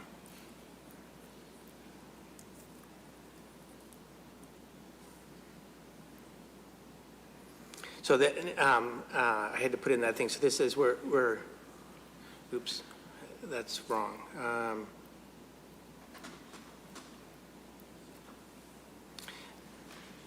I'm going to come back to that, because my spreadsheet does this calculation between Boxborough and Acton, which is now wrong. So,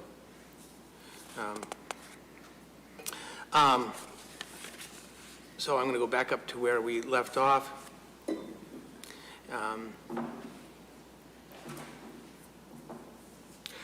Forgivable loan program, P17. For energy efficiency, recommended by the town manager, not recommended by FinCom, not notable in the survey.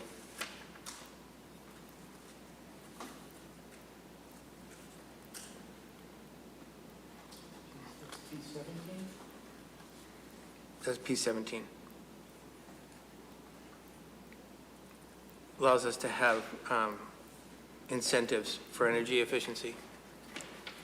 So let's just start with a thumbs up, thumbs down, and then we'll see if we need to discuss this. 1, 2, up, 3 up. Image up or down? Up. So 4 up.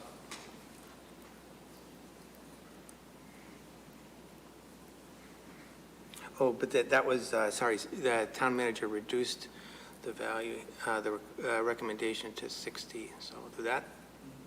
Oh, even better. Yes. P18, the signage along Great Road. This is one of the LRRP items recommended by FinCom. I will say that there is the possibility of other grants for this money.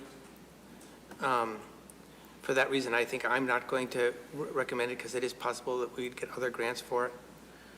So, but it is important to the businesses along Great Road. I don't believe it's in the manager's list, if I've done my correlation right. The businesses along Great Road are in favor of this LRRP item. Among other things, it would have really, really small signs that just say for people passing streets on the bike path that there's food if you turn right and go 1 block or 1/10 of a mile, you know, or whatever.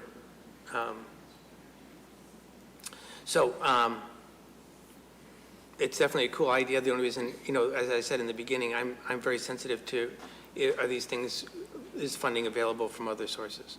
So thumbs up, thumbs down on $100,000. Down, down. I'm going up. One up. Himija? 2 up. So that didn't cascade over in my spreadsheet because it doesn't meet the threshold of 3 votes, just so everybody knows. EV charger incentives, P19. Not recommended by FinCom, not recommended by the manager, or we're not on the manager's priority list. I'm also comfortable not going for this. I think the approach we've taken before is to require it in new developments, but I think for businesses, it's going to be a choice for them about whether it makes sense to have a vehicle charger or not. I don't think we need to spend our money on it. Yeah, I also think that the most important place for what the industry calls destination chargers, which are the medium, slowest chargers, is at residences like apartments and condos. And that they really need it because people can't have an electric car, or it's much harder to have an electric car. And where we need them on the fly are fast chargers, not necessarily at businesses. I mean, you're at a shopping center for an hour. You know, getting an hour's worth of charging with a normal charger is not a significant thing. Okay, so thumbs up, thumbs down, just for the official record. 4 down, 5 down, so that's a 0. And wait, David, sorry, quick question. Can you change my vote for P18 to a no vote? So it would be a tally of 1. Sorry, I read my spreadsheet wrong. P18. My own voting record. The last vote, yeah. Got it. That's another good reason to share this, so that people can see.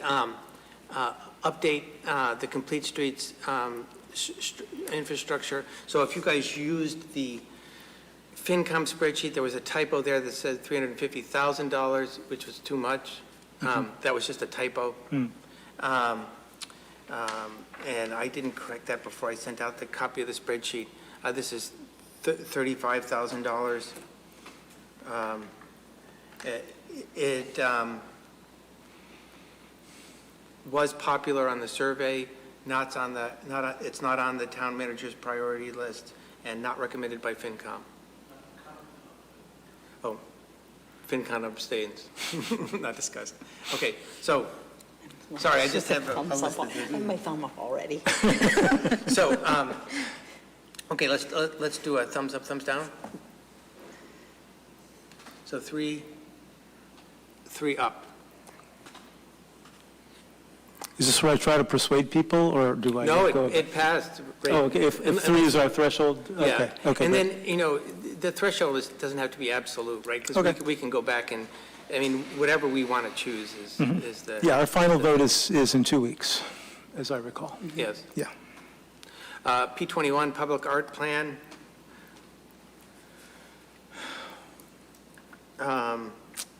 I saw one email about this.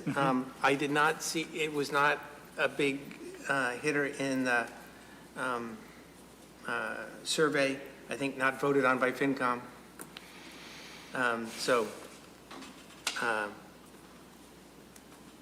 Thumbs up, thumbs down, 3 downs, 1 up, 1 up.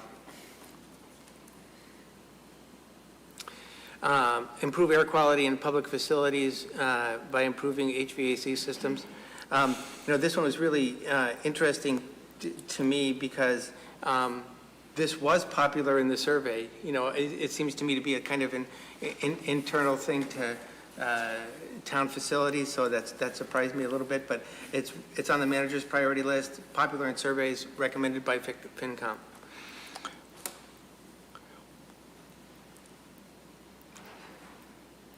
Four up, 1 down.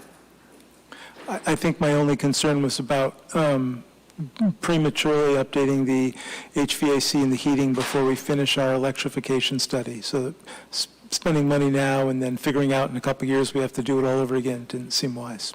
So I think, Jim, that could be a consideration since that's been discussed. I don't think that it implies that we can't go electric. Yeah, I agree. I think that that's definitely something that can be considered, but also just like the importance of updating these HVAC systems from a public health perspective, especially as we've seen with COVID. That's one of the reasons why I think we can discuss this further. I changed my thumb to up. So I don't see, we don't see the town manager's face when we're sharing the spreadsheet, but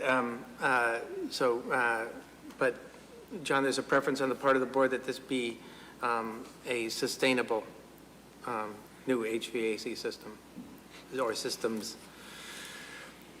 P23, a licensed social worker to help oversee social service programs. Not on the manager's priority list, not recommended by FinCom, not popular in the survey that I noticed. Would be a continuing annual cost. And one of the things that was important to FinCom is that we not put new positions in this money because they don't like to pay for ongoing costs with one-time money. I'm seeing nodding. Yes, Jim. I was on the fence about this one, but I am in favor of it. I think in terms of the harms that COVID has done, we've understood now that there's a lot more need for human services work. And if this ARPA grant gives us a couple of years to figure out how to fund it permanently in our budget, I'm good with that. I would like the need to start being served now, and then we can figure out, if and how to continue funding it. Okay. We'll do thumbs up. Oh, sorry, Dean, please go ahead. Just counter Jim's argument. Yeah, I don't know whether we need this position or not, but I do know that once you hire somebody and start the program, you've got it forever. So I think, you know, we've got enough time. I think we can figure it out whether we really need it, and I agree with the Finance Committee on this one. It can be in the annual budget if we need it. Right. So, thumbs up, thumbs down? 1 up, 2 up, 3 up. P24. Oh, P24, I'm skipping all the AB ones. P25, Public Health Services and Supplies. In response to COVID-19, the town manager's recommended amount for this is $100,000.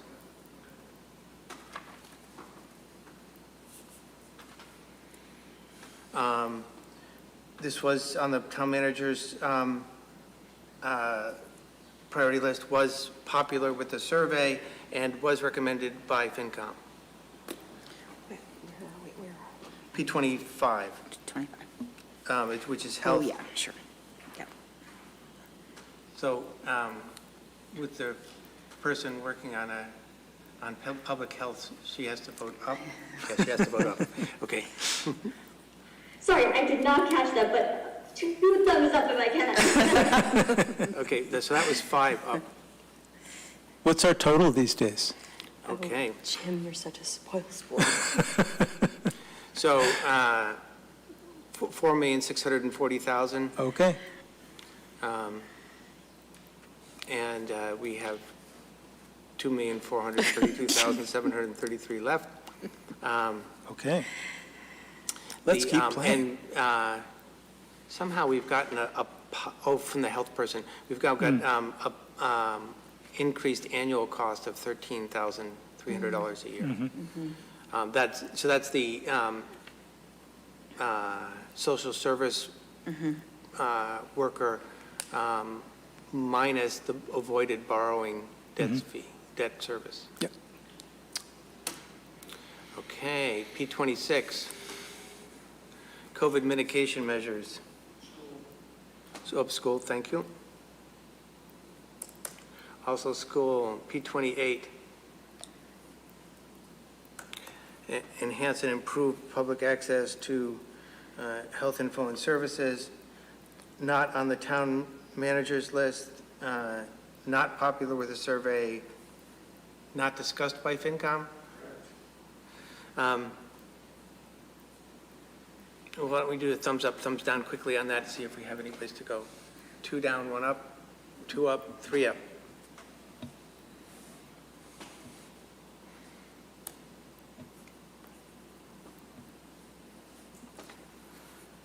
Library curbside services.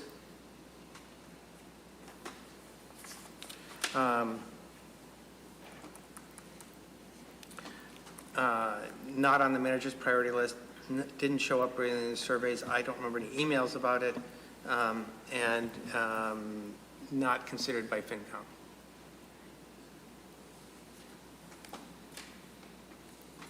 Two up, 3 down.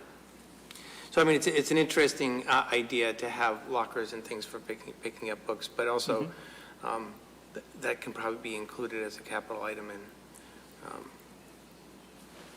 future budget. Create outdoor meeting space next to town hall. So this would replace the jersey buried in tables that are in the town hall parking lot with a nice area on the side of the building. $40,000, 1, 2, 3 up. 3 up. Interesting how we vote. Yeah, my thought was that maybe we won't need them. But that may be too optimistic. But also, I think these would be used in any case, right? It's an outdoor place for staff to have lunch. I think townspeople Yeah. coming and going would meet in these places all the time. So, And when we have the money for Ace Apartment.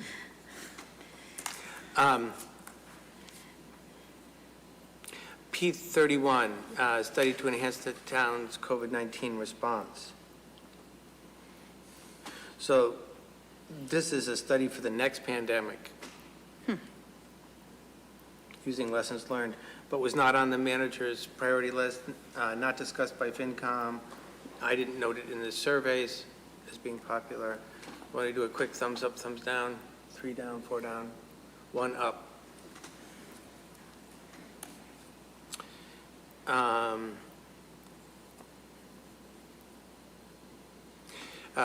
Construct and rehabilitate affordable housing units in Acton for individuals and families.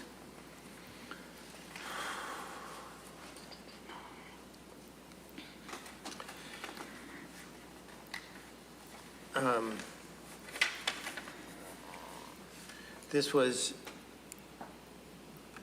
not highlighted in the survey, not on the manager's priority list, not recommended by FinCom. 1, 2, up. 3 up. As a comment, I think we're not ready to spend it yet, but this money includes putting money off into, and spending it later. I think if we get our rehab program going, we're going to need some money there, and there's an immense need for public housing. But I agree that we don't have a plan right now on how to spend it. But this is 3-year money. Okay. P35. Rental assistance.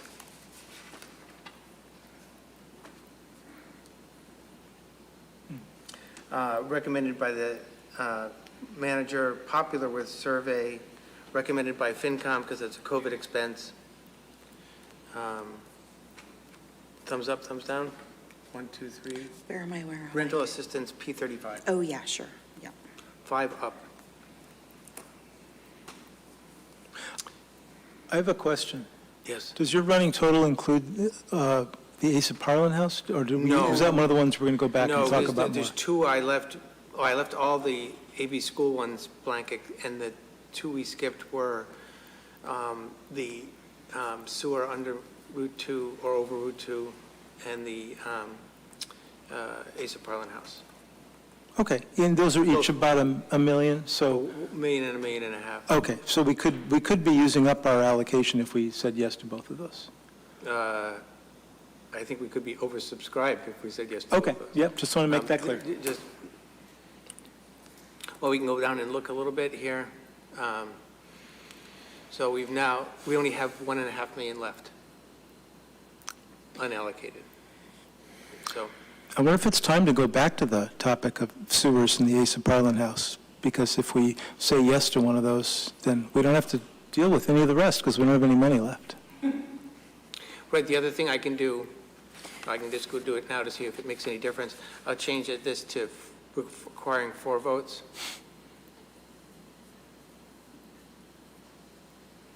And now we have $4.5 million left.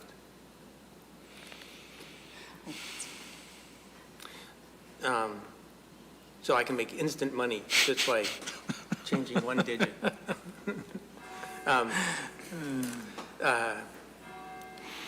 So did we not address the P44 or P45? No, they're in P order.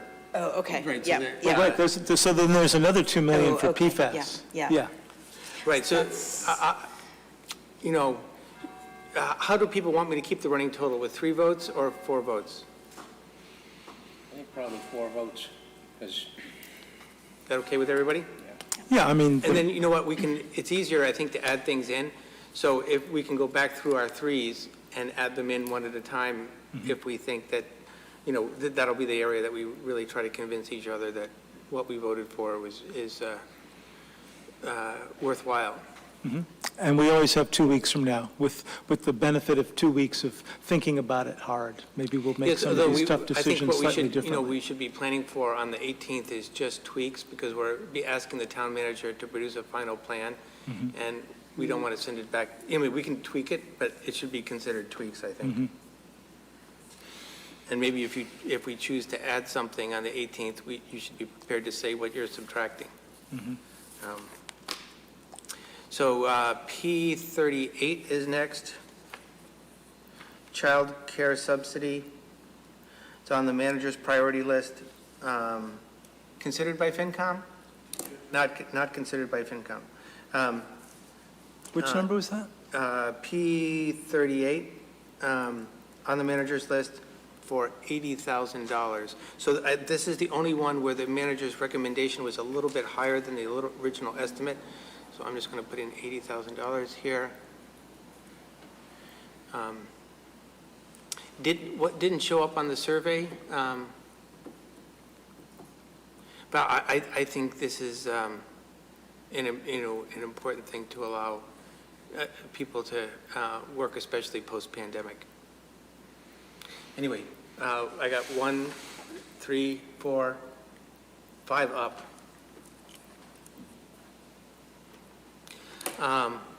Yes, Jim. I realize, looking over these big pile of papers that I have with everybody's suggestions about ARPA, that we did get a suggestion for an additional item, which is not on our list. I don't know what I should do about that, but it seems like I should mention it at least. So please go ahead and mention it.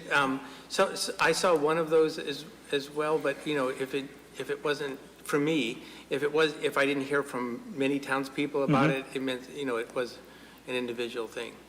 Yep. This was from the Transportation Advisory Committee, and it was also echoed by the Commission on Disabilities. This was $150,000 per fiscal year to improve local transit by adding a driver and vehicle to the fixed routes, which would also allow the fixed route to be a more flexible program in various ways. So that would be $150K times our 3 years, $450. Do you think I should add that? I think it would be fine to add it. Okay, hold on.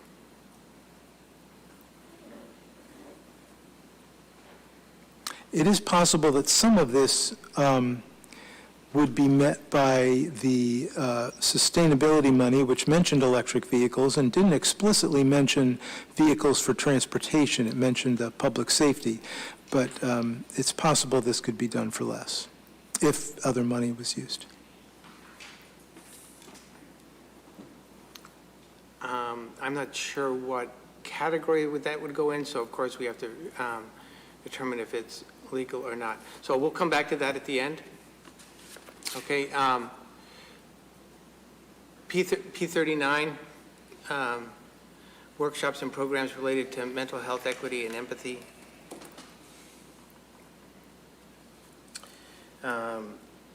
This was not on the manager's priority list, was not popular in the survey, and was not considered by FinCom. 2 up, 3 up.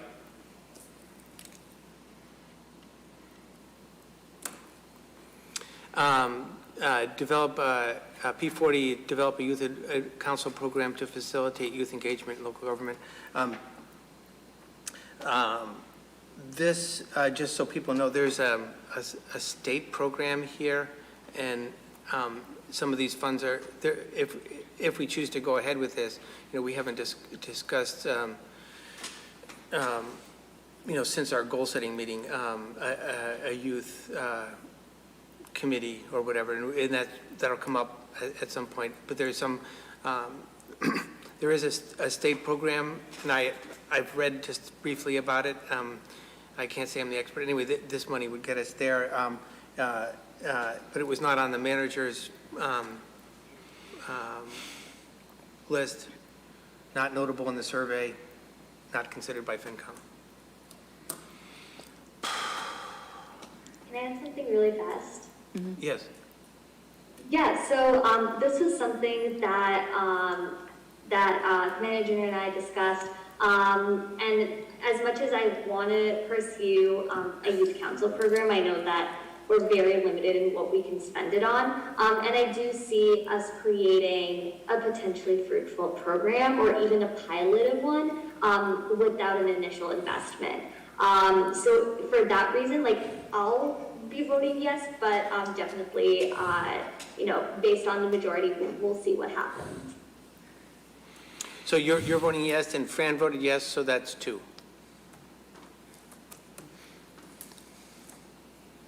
P41, pilot program to provide universal access program that ensures equal access to public recreational facilities with specialized equipment.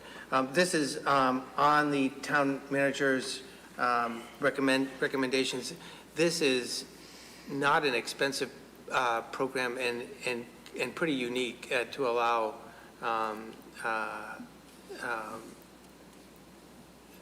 access to what it says, access to recreation by a more differently abled populace. So I'll just do a quick thumbs up, thumbs down. 4 up, 5 up. The grant administrator procurement officer. This was not on the town manager's final recommendations. This is a cool idea and actually could save us money over time. Not recommended by FinCom, mainly because they didn't think that we should do something with an ongoing cost from one-time money. Can I ask a quick question? Yes. So for this officer, would they be overseeing not just ARPA funds, but just grants in general of the town? Yes, and this is something that the town manager has told me that he would like to do at some point, and it's possible even that it would be a net gain in money, right? So let's just I'll just take the dam as an example, right? If there was some kind of grant to get those matching funds, or part of the matching funds, even half the matching funds, it would pay for this position for 3 years. And that's only one grant, right? The town staff writes lots of grants, but this puts a full-time focus on that. So, Dean. Yeah, although I don't think that this is the right time to pay for it. I think it's an important position, not only for grants, but just for general procurement, because it's a real art to do procurement, and we've got a number of different departments are tying up a lot of time doing things they don't do all the time. So I think it's worthwhile to look at putting that in our long-term personnel plan, but I just don't think that it's right that we back into it this way. Yeah, and FinCom might be supportive in the annual budget. Now, you're absolutely right about procurement, because you know, a procurement officer may find bargains in anything we buy. So, anyways, thumbs up, thumbs down on $275,000. 1 up, 4 down. P43. Financial and consulting audit services to ensure compliance. The town manager has reduced his recommendation to $20,000 here, but this is extremely important just for making sure that all of these items are compliant with the law, which there are some border cases that are complicated. So I think we need to spend this money to make sure that we do it right. 3 up, 4 up, 5 up.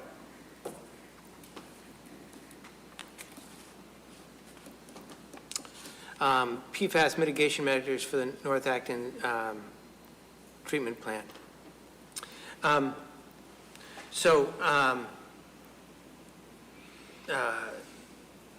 My opinion on this one, I think, you know, people in town are very concerned about PFAS and things, but similar to the Great Road sewer item, I would like to put in the money for design to make this shovel ready.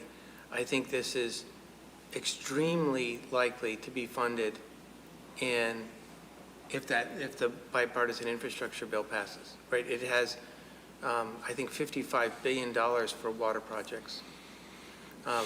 And we should be prepared to ask for a chunk of that money. And this goes along with what I was saying before, if it can be funded another way. The design work, we should fund. So $400,000 or $500,000 for design work. I think I heard that the design would be about $400,000. But happy to hear before we put down a final amount. Wait, I know, I'm ready to vote too. Wait, are you thumbs upping 2 million or 400,000? Thumbs upping 400,000. 400,000? I'd rather do more, given that we don't know if the infrastructure money will come through, and any money that we don't spend now, it's just going to show up in our water rates, which is, 90+% of the people in Acton. So, we can spend it with federal money, or we can spend it with our tax money and our water rate money. And I'd rather spend a lot of federal money on it right now. Okay, but it'll take a while to do the design anyway. That's true.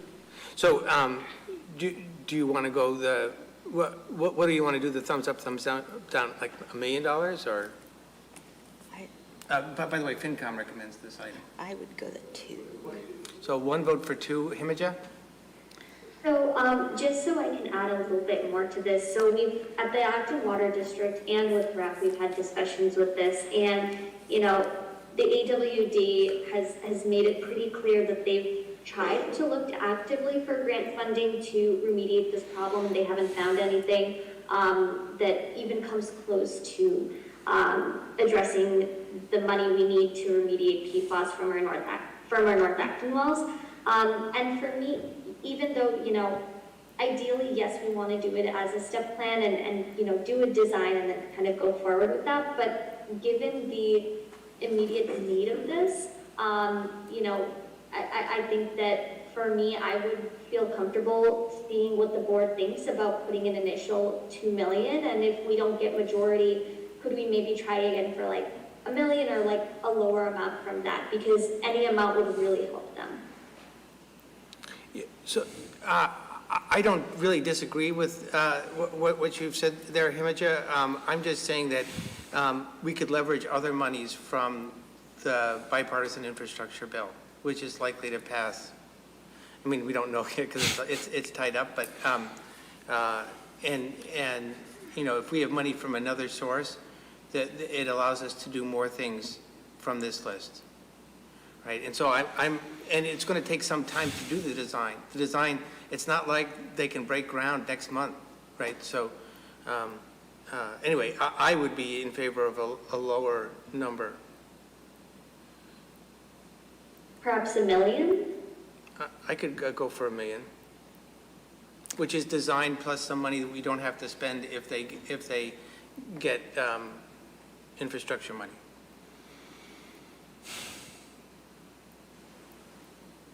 Yeah, I'd rather do 2, but I can see that doing 2 means we're going to have to drop off a whole bunch of items off the list.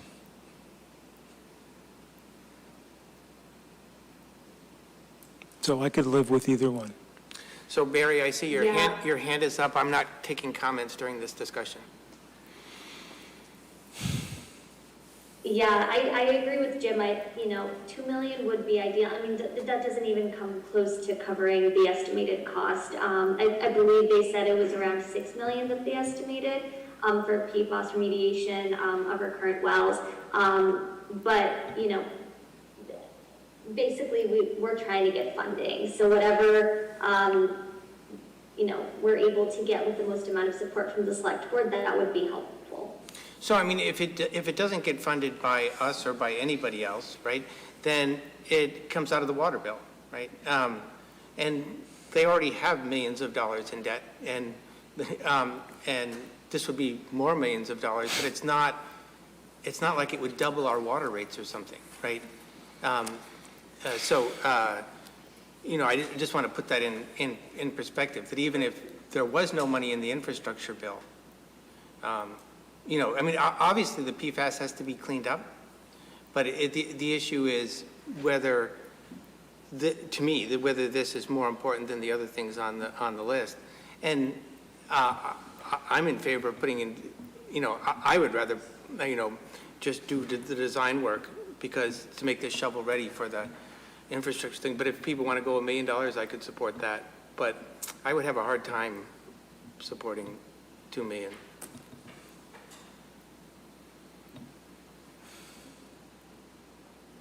Go for 1 million. Okay, I'm going to do 1 million for the proposed thing for thumbs up, thumbs down. So 1, 2, 3, 4, 5.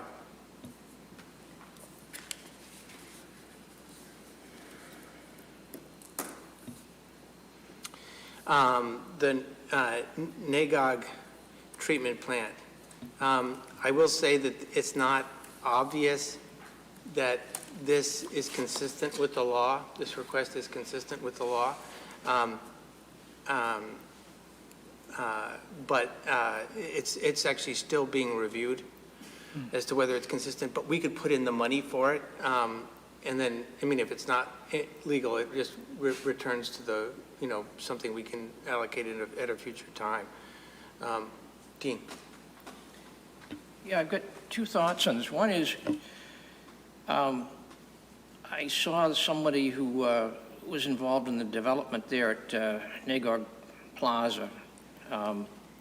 Talked about how, they'd want to be able to expand the system, or they feel that they're limited. And my question is this $300,000 for deferred maintenance to clean that up, or is this $300,000 actually going to increase the capacity of the plant?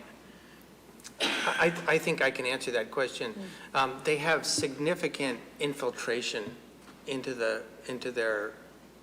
input side of their plant, right? So they are processing water that they don't need to process, like rainwater leaks into the system, which they're then forced to process. So this money is due to repair the problems that they have with infiltration, which conversely gets you more capacity, right? Because the way that the limits work is you cannot exceed the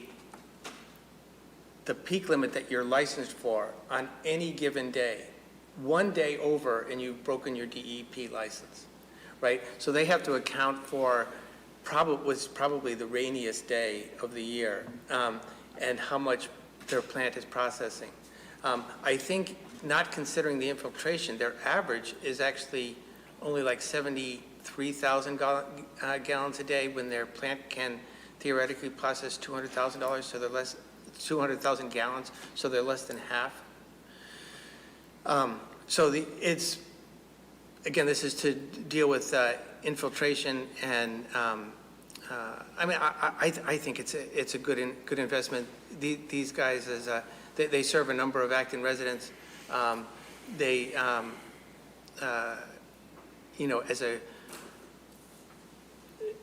quasi-public entity, they don't have access to a lot of grants. And I think this is, frankly, a modest amount of money. So I'm in favor. And it, again, serves, quite a few residents in North Acton. So thumbs up, thumbs down on $300,000. So 5 up, and realizing again that this may not be allowable under the law. So that's still being investigated. So P46 is like P1, except for the current year. So P1 was revenue shortfall for fiscal 21.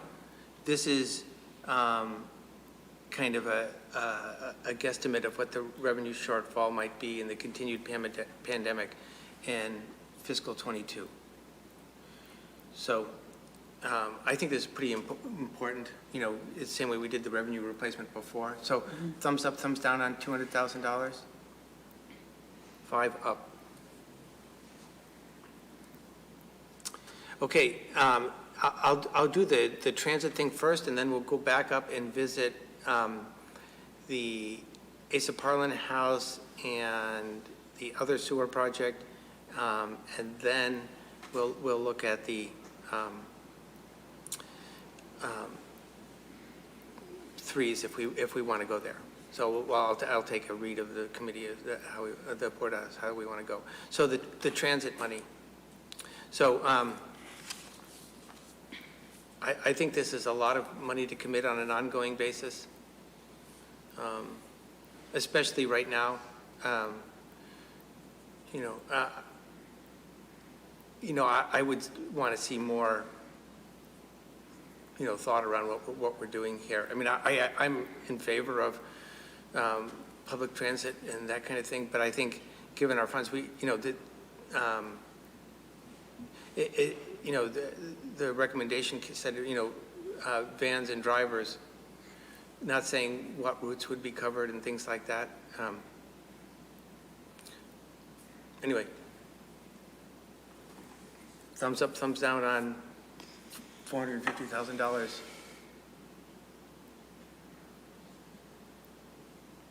What's your thumb? I can't see your thumb. Oh, it's down. Oh, it's sorry. down. So that's one up. Sorry, it was off the bottom of the screen. But yeah, just wanted to reiterate what everyone has said, transit is really important, and if we could see more details, perhaps a reduced cost, based on key priorities that we need to fund, I would take that into consideration personally. For the future, we have these large gas-powered vehicles on a fixed route that typically takes 0 or 1 people. So having smaller electric vehicles will save on operating costs. But I agree, we can figure this out later. Are there small electric vans? Yes, there are. There are small electric vans that are wheelchair capable. Okay. Yeah. Okay. Asa Parlin House.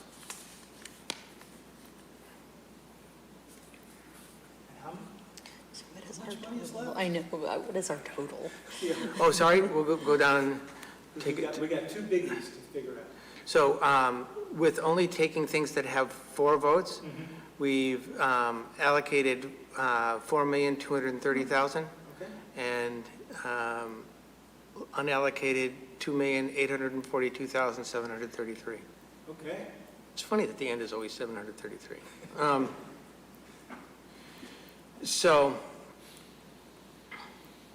Asa Parlin Cultural Center. Again, I think this is hard to fund any other way. We have something here that, and I think it could really enhance the center campus here, the center municipal campus. We can always use the meeting space. People have asked us for cultural space. This is on the manager's list, I think, right? Maybe not. Hold on. One second. I think it is, yeah. Yes, it is. Yeah, it was split into, what, 400,000 and 600,000? Is that right? Yes. And not recommended by FinCom. David, can you mention if there was any survey support from the survey that we released? So I made notes on my spreadsheet for the high items in the survey, and I didn't note this one. So this was not, it didn't have a really high survey support. Dean. So I will support the Asa Parlin House if you folks will support the sewer line extension. Okay, this is just like what happens at the federal level. So which vote happens first?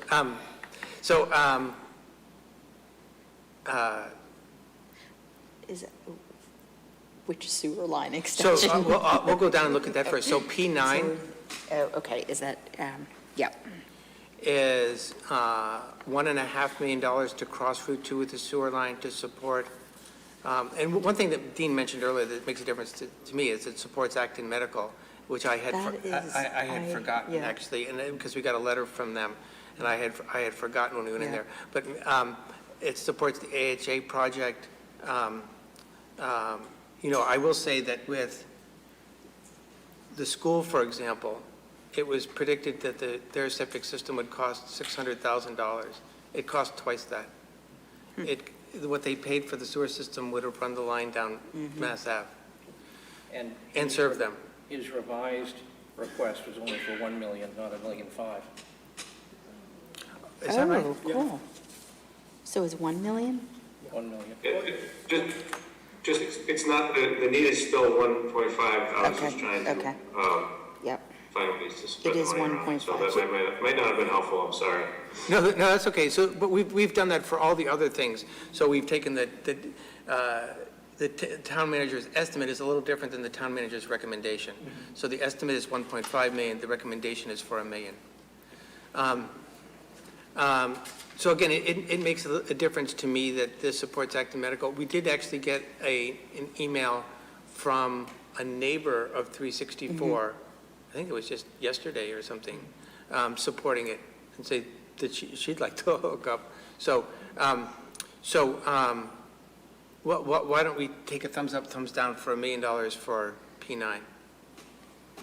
Just to add really quickly, as much as, this extension could really help, for me, it comes down to if we have the capacity to do it, and especially with water shortages that we're facing, and especially because of, for example, our PFAS issue, for me, I just need to know the ramifications more in order to vote on it. So I'm going thumbs down or middle thumb for now. So just so you know, I believe that we would have the capacity to support the AHA project. I am not sure of the water use for a medical facility, so I'll put back out there. And we also have the capacity to support Powder Mill Place. So we have about 73,000 gallons a day of unused capacity. But that's counting on things like that. Some of that capacity will be used by Tavernier Place, Powder Mill Place. So, but there is certainly not enough existing capacity to support all of Great Road. But in any case, Great Road needs more discharge capacity.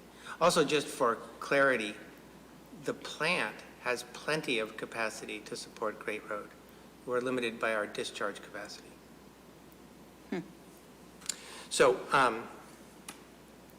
anyway, why don't we take a thumbs up, thumbs down on $1 million for P9? Or is it $1.5 million? No, we just decided $1 million. 1, 2, 3, up. I'm still on the fence. I'd have to read more into it myself. Okay, so that's I have to take you as a no. So sideways doesn't work. That's fine for now. So that also doesn't meet our standards. And then the Asa Parlin House. Do we want to keep that at $1 million, or if we did the first year that the just trying to find this here. Oh, there it is. It would be $400,000 for allocation. So are we counting threes or fours? Right now, we're counting fours. Okay. So actually, if I can go down and we can look, right? So right now with 4, it's very close to where we were just a second ago. Sorry, I got to go down here. We're allocated 4.23 million. I go, and I'm going to change this to 3. Down, down, down. We've now over allocated, right? We've allocated 8.1 or 8.2 million. We're in the whole 1.1 million. With 3 votes, with 4 votes, we're still in. Right. So I'm going to switch it back to 4. And then what I thought we could do very quickly is just go down and look at the 3s and see if there are any 3s that we want to bump to 4s. Or we can skip that tonight. We can just be done. Yeah, we have to finish the Asa Parlin House first. So first, $1 million or 400,000, which do we want to consider? I would be comfortable with 400K. I see nods, so I'm going to go 400. Okay, and thumbs up, thumbs down on that? 1 up, 4 up. Okay, do we want to call it a night, or do we want to consider the 3s? I mean, we can go past midnight. I think that we can call it a night, and Okay. that'll also give us time, especially because with the 3s, I think that there is a little bit more thought that needs to go into it. And also, as people's comments are coming in, I think that'll also help inform kind of where we lean on those 3s. Okay, Could you send that list out to us? I will send the list out to everybody.